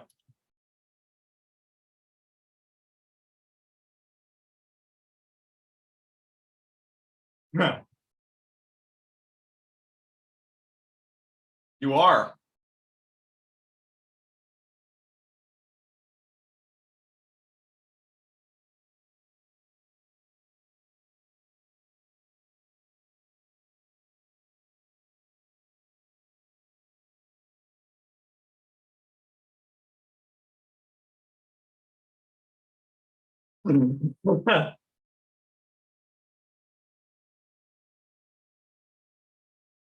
Yeah, Druid is badass.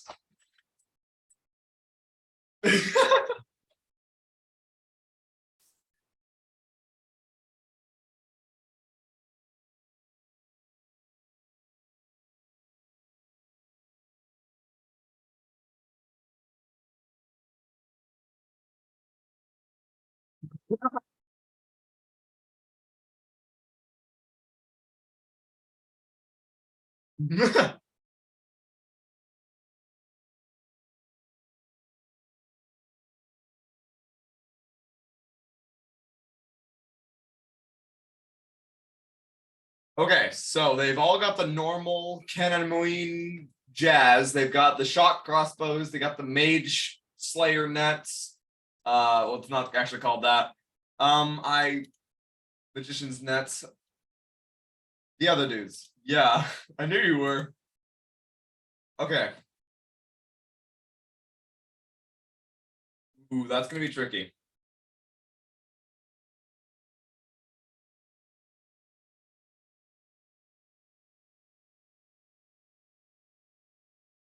So those whips are called venom knife chains. And I'm gonna send those to you. It is. It's extremely edgy. All right, here you go. This is what their stats say, but it's modified by dexterity. No, it's not. That's a lie. It's a lie. It's modified by strength.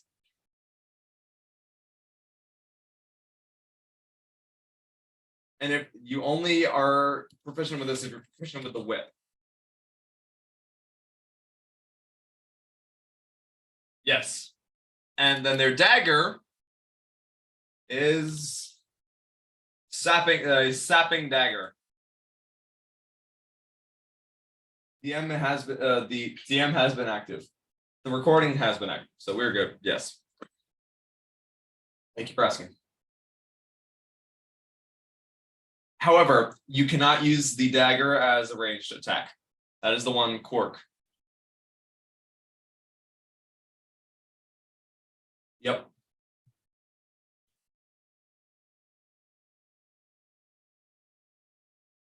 And they actually did not use arcane focuses They use their weapons instead. So their weapons actually can count as arcane focuses, but only for Ken and Mui. So you have to train with these weapons in order to cast spells through them.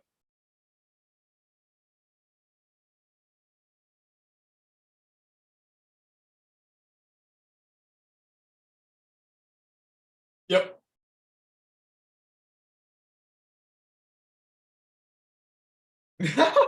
Yep.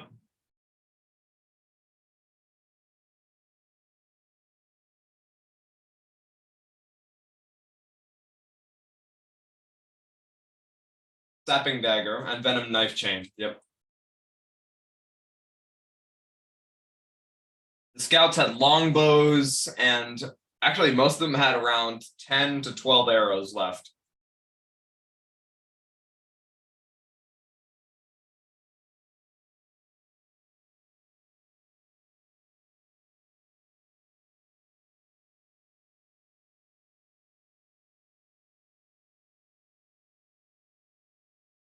Okay, you find your javelins. Can you make an investigation check for me?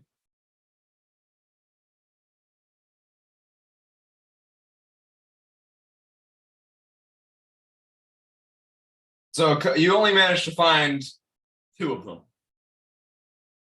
The rest of them you threw so hard you couldn't even find them anymore.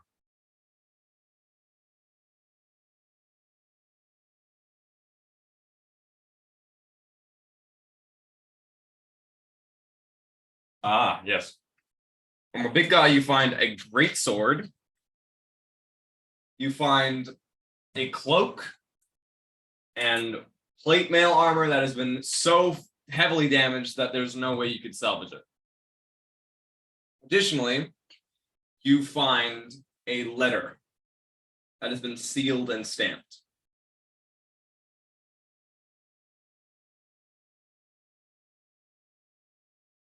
Make an Arcana check.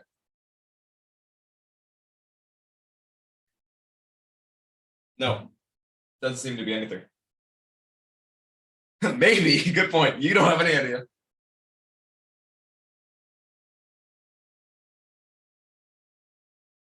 All right.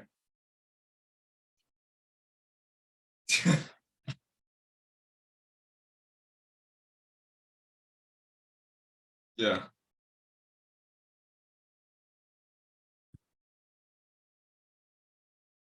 Okay. You take one of the sapping daggers. Okay. So you take this letter, which is it's like withered old parchment paper that is actually blacked and frayed at the edges, as though it's been tipped in fire, like it's been held to flame a little bit and then blown out. It's written in a very elegant cursive. And actually, hang on, you haven't actually opened it just yet, but it is sealed with what looks to be some sort of the visage of a jester's mask. And on the backdrop is this massive castle, with the moon behind it.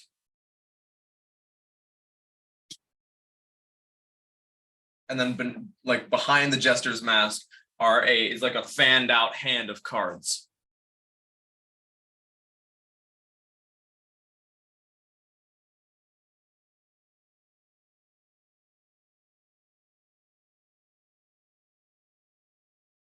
Make a history check.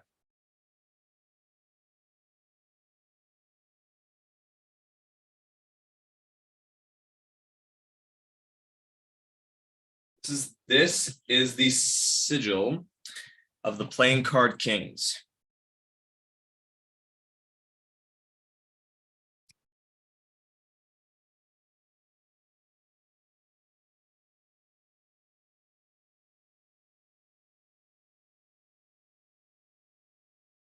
All right. So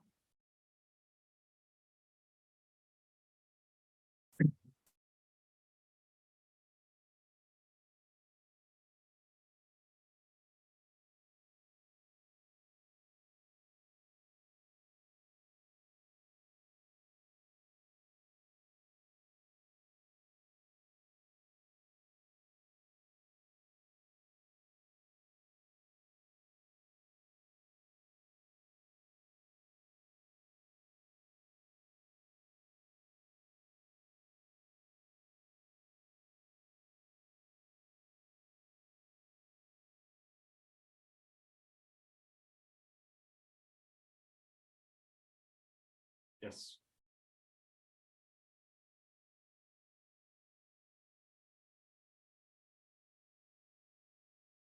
You would like to read it, just let me know. You'd like to wait? If you want to read, tell me when you want to read the letter. If you don't, that's fine.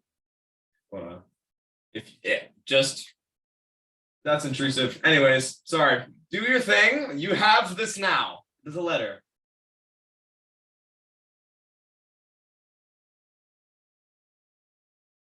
All right, let's take it back. You do your thing, and shit.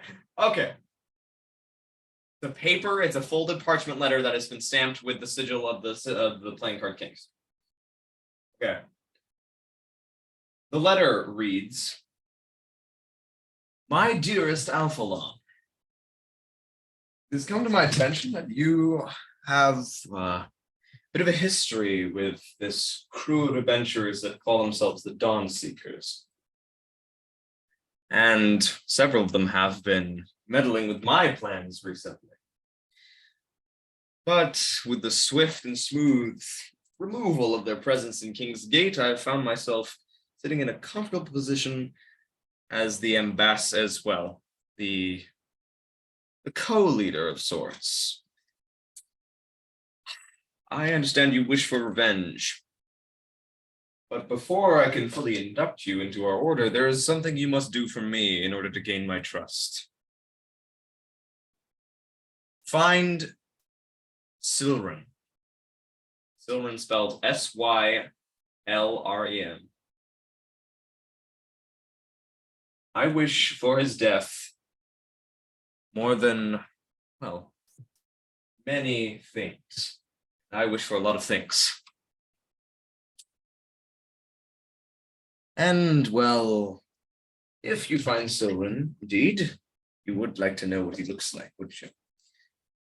And this is why I have left you with a gift. A censor of sorts. Kill Sylvan, and I will allow you into our guild. If you do not, if you fail, then you will walk away empty-handed. You have 2 weeks.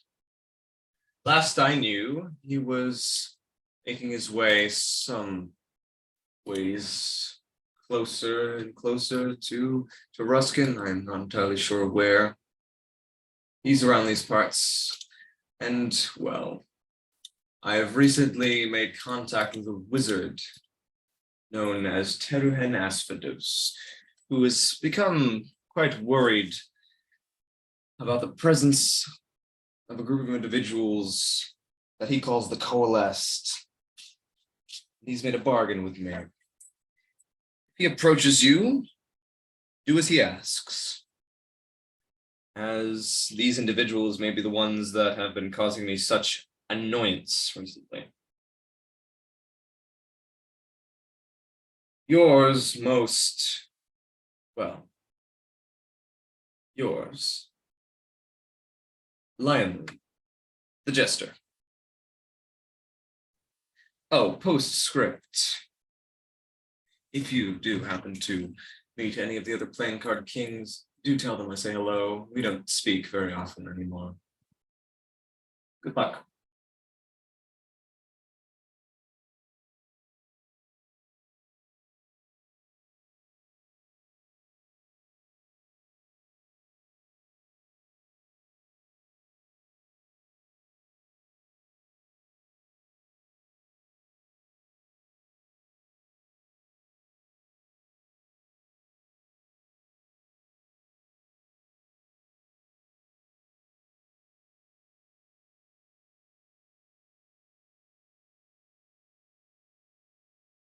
The date of... How do you mean?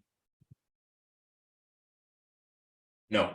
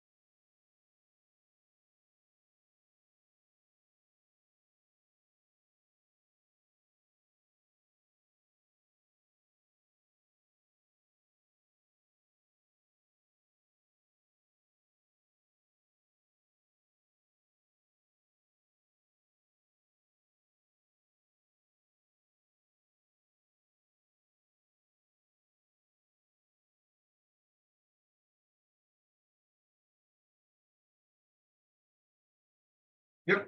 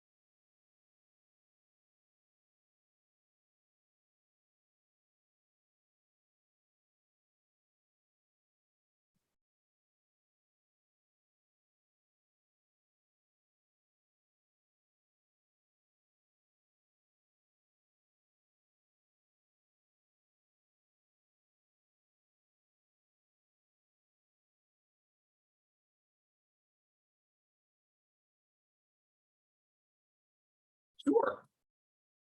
Yeah, how secure are you talking? Do you want to just find a nice secluded area? Because or do you want to find like a really out of the way spot?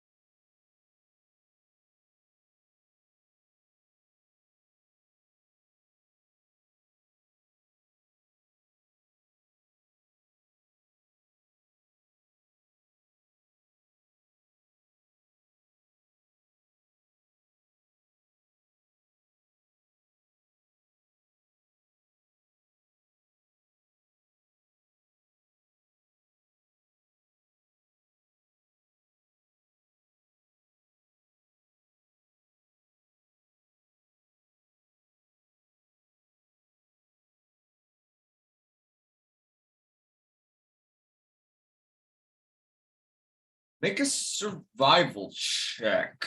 Maps aren't always accurate. You're not entirely sure. 100% death cap.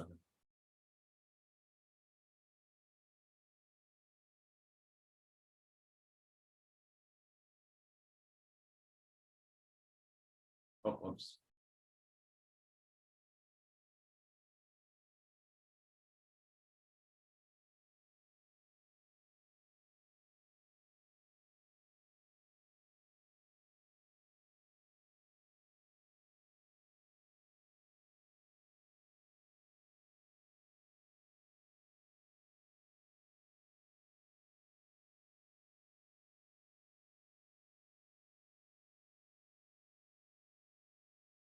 It did. Don't worry about it. It's fine. I just made the map bigger.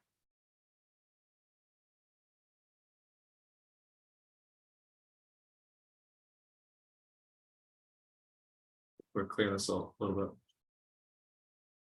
Just so you can just have like a base idea of what we're doing here. All right. Sorry.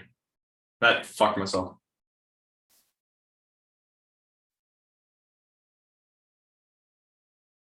There you go.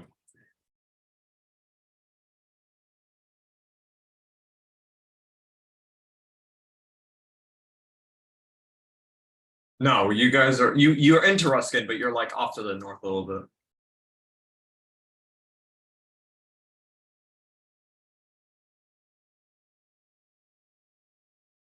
Deathcap, it's hard to tell. Even though you know the land pretty well, going off in like towards a cave or something, that would take a bit of time, and you're not entirely certain if there even is a cave in this area. There probably is some sort of landform, but finding a specific place would be tricky.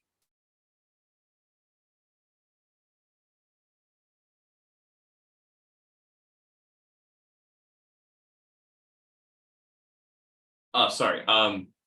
Actually, yeah, you recall very vaguely that this place is very flat and there aren't that many real divots or areas that you can.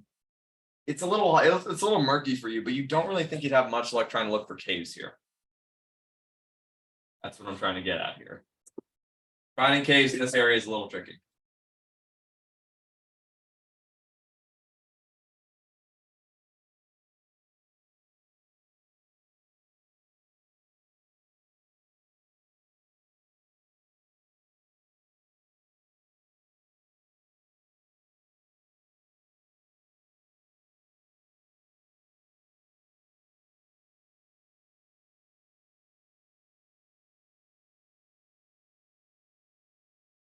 Ooh, true.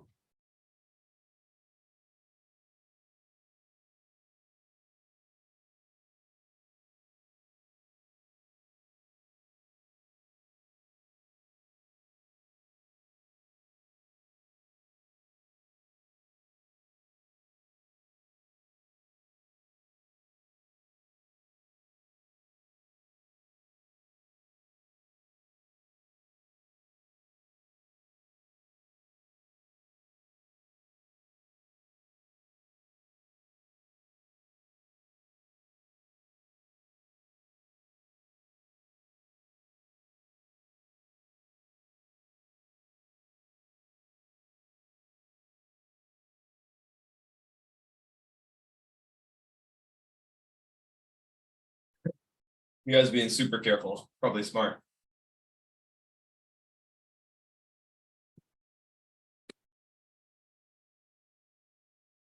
Yeah.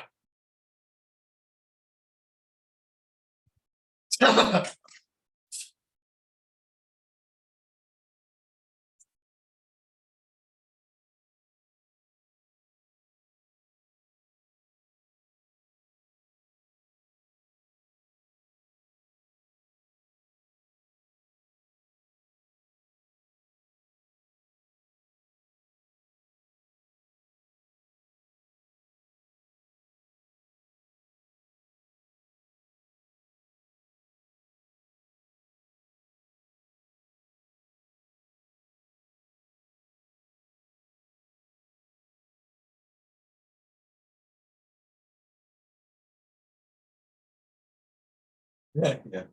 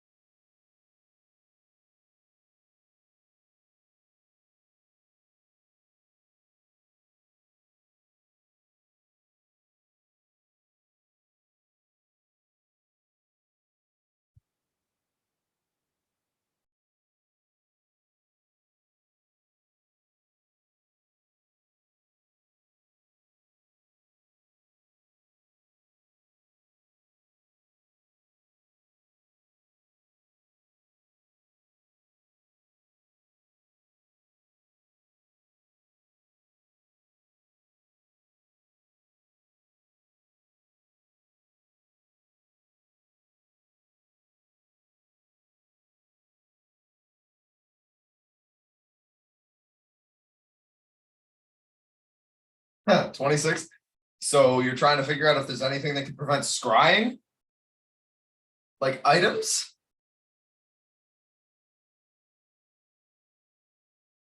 Yeah, because you would know that there is a special ring that is called a ring of mind shielding. I think that that's how that works. I could be wrong, but I believe that wearing a ring of allows you to read your thoughts, determine whether you're lying, That's wrong. That's wrong. No, that's not how it works. Okay.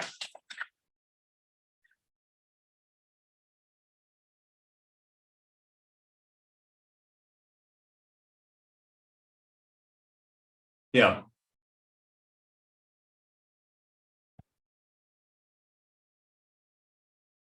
Oh.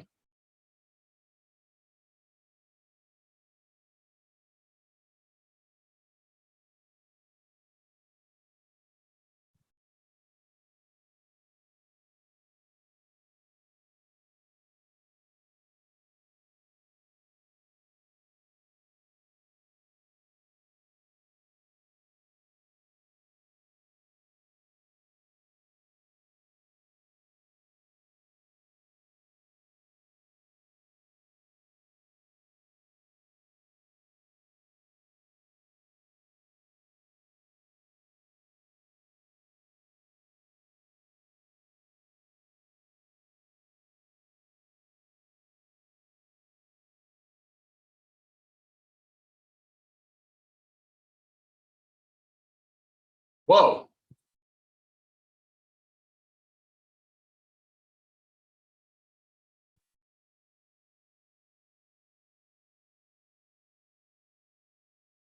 Hmm.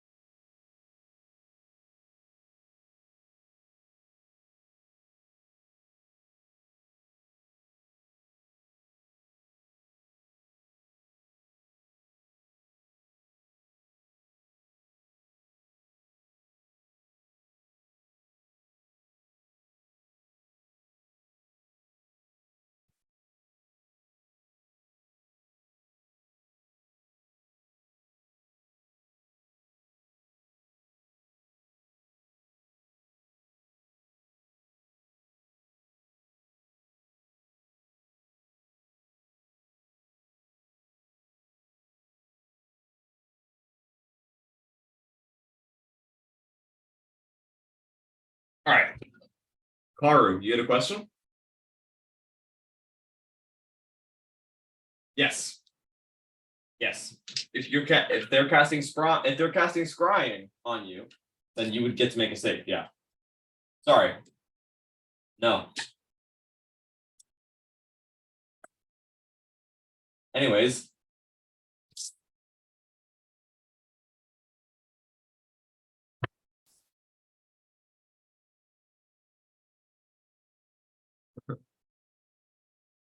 How do you know I wasn't rolling the saves for you?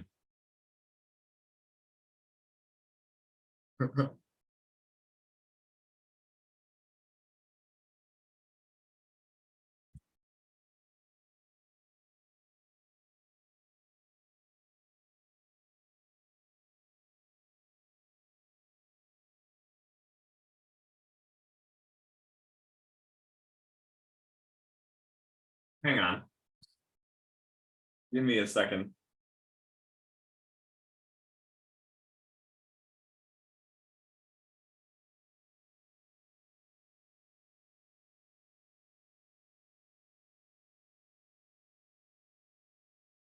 Oh. Nice.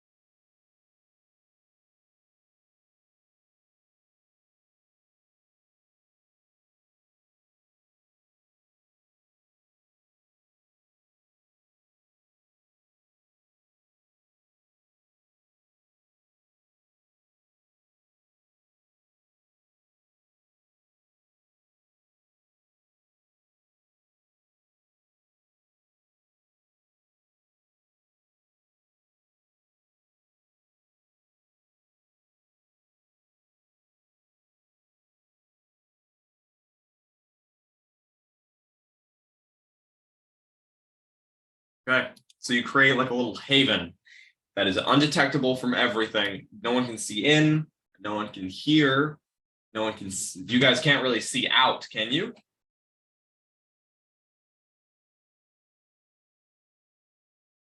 Okay, you can see out of it, correct? Yeah, right. That's what I was saying. I mean, like plant growth. All right, so you all hunker down into this space that Karu just created that has been secured by death caps, plant growth. You prepare for a long rest. What does everyone do before you long rest? How are you preparing for this? What's running through your head right now, or heads right now? It's crazy. You guys just got ambushed and betrayed. Let's start with death. Yeah, Paddywhack.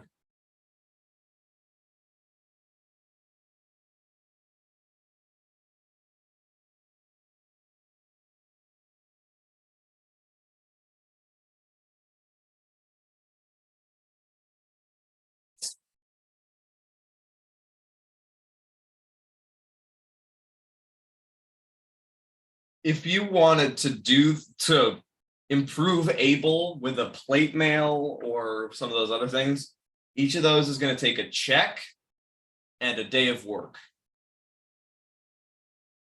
So like that would take functioning order. Okay. So you're taking your time and just fixing them up. Are you guys taking a full 24 hours or are you taking okay. 9 hours. All right.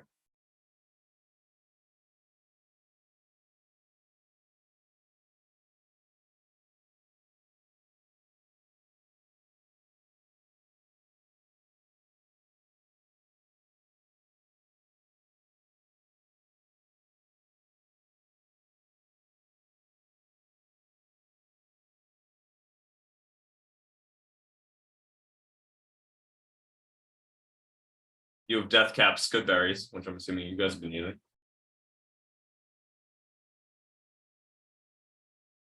Yep.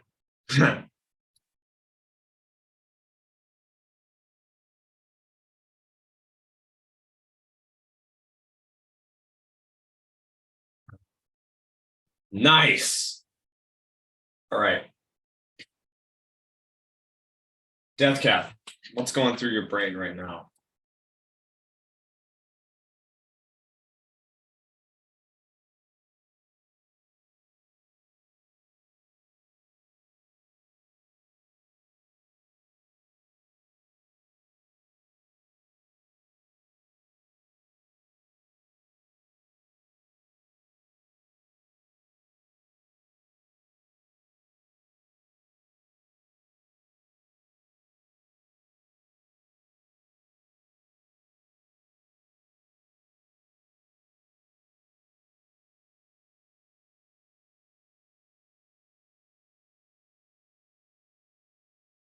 Gotcha.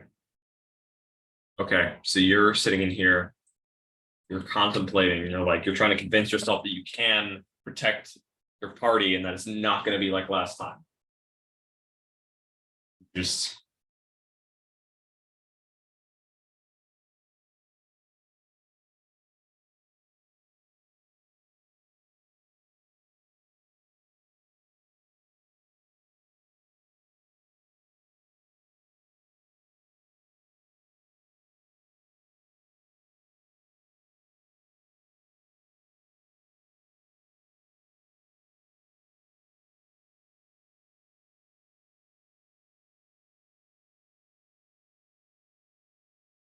Being an ugly crying.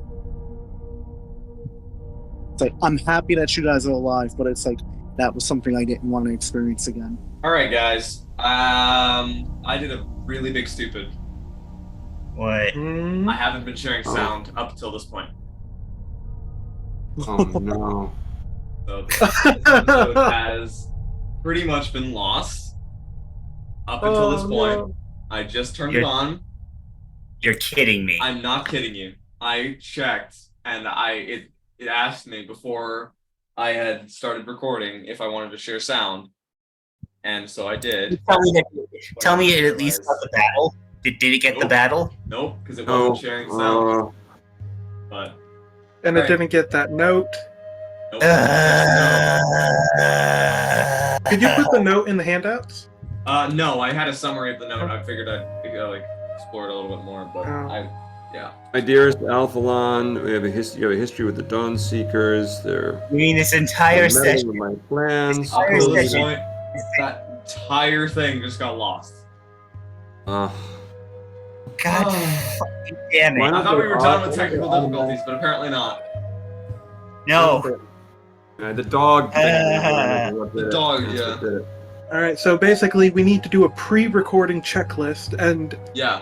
Yeah. do a definitely. quick 5-minute recording before doing the main recording. Yes, I agree.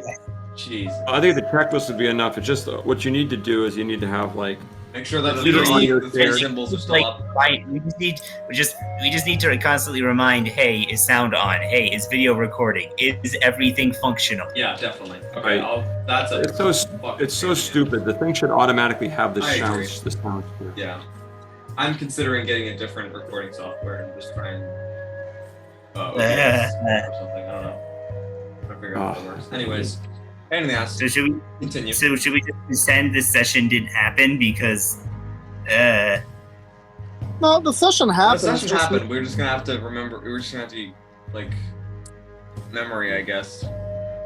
Well, That's it'll gonna be betrayed it's us. gonna be it'll be a big recap be a big for next recap. week. Jeez. yeah, We're- it we're just making it sure should to be say what- people just be like, okay.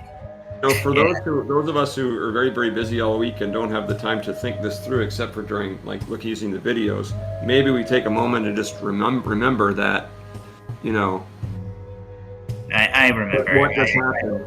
You'll remember it, right? Right? So you guys will remember it, I hope, because otherwise it's. Maybe it's led not that to- bad. I don't know. Maybe. All right. Damn. I don't think it's gonna. Yep. Well, we might be able to hear you. Well, we'll be able to Yeah. hear me, but that's not gonna be very helpful. No. Anyways. Well, When I you- don't know. when you- Maybe it'll work. I don't know. Just put technical difficulties. Yep. Technical difficulties. Yeah. Or we could just not upload this episode. It could just be the mysterious missing episode. No, I'll Okay. still post it, but maybe Yeah. Let's just make sure that we should post it. But anyways. Yeah. I I could guess. type some comments. because there's still Yeah. Fenris's dialogue, Yeah. Which- especially for like lore dump Yeah, aspects, yeah. which happened in Oh, the recent Maybe a couple of minutes. the letter is in there because I did say the What the letter. letter is. Yes, So yes. if you letter. need to go back and find the letter or some lore dump thing, it should be there still. So that will The be lore kind of dump will be useful. But there. it won't be as enjoyable to listen to. No. It won't really be You know what? enjoyable to listen to. It'll be more useful just to go back. It'll be more. Yeah. Whoever The will cool contribute what they want to add to the video, so those watching it can read the comments. Yeah. the coolest Yeah. Zalroth moment has been lost to time. Yep. Yeah. God damn it. All right. Well, there will be more cool Zaroth moments. Zaroth moments. Yeah, the coolest Zarath moment is yet to come. It's just Yes. the current coolest moment has The been. current coolest one has been lost. Yes. That epic battle, though. Oh, God damn. so Yeah. cool. Oh, well. Good one. But, Yeah. yeah. So we are. You're gonna walk away from that one. That's how good that one was. I thought that at least one of us was going down during that battle. God damn. Uh, Maybe Butts and maybe up. the audio will work. Maybe it will. I don't think so, but we'll have to wait for the upload. Yeah. It Like, recorded let's- all the audio from us, but because you did it late, it's just kind of finicky or something. Oh, I don't Yeah. think so. Maybe. No, it probably wasn't. It probably just didn't record it. All right. All right. Well, I guess Butts we and gotta up. end the session there on that horribly bad low note. Low Yeah. note. I mean, Well, we that's- had pretty good fights from last campaign, and we still remember. I still remember most of those. Yeah. Not like I detailed. So plot synopsis Yeah. for the end of the episode. We got betrayed by Asphedos, the old wizard guy. We had an epic battle. Lots of cool shit happened. 3 of us went down. We got back up almost instantly. Deathcap did a really awesome thing that threw off the action economy something crazy. We got some more cool shit. We found more lore. And now we are hiding and taking a long rest. Hiding and taking a long rest in Excellently done. spells. Yeah, a long rest after casting 2 different spells to make sure, just to doubly make sure that we are not getting ambushed, or that anyone who is ambushing us has a difficult time doing so. All Right there is Well, and that's now good. you've saved the next person. Excellent. Luckily, we didn't make terribly much progress in this episode. It was a fight. No, yeah. And it was mostly a fight and some other stuff. It was like very little. A fight, a little bit of dialogue, a little bit of a lore dump, but for the most part, it was like time-wise within the game, it was like before the long rest and the short rest, it was literally an hour, like within 20 minutes. Right. Yeah, it was probably within like an hour. minutes. So that's just an Right. hour of in-game time lost, which kind of it sucks. But that was one hell of a fight. Yeah. But you can go back and Yeah. watch it, and I'm gonna make sure that I'm still recording with the cloud next time, or recording with sound. This is a pain. All right, This is so guys. annoying. All right, well, I was Is that gonna like do the one only more thing you thing have to- there, but if all this shit is happening, I'm not gonna figure this out. We'll pick this up next session when I'm actually recording with sound. Damn. That's good. Yeah. All right.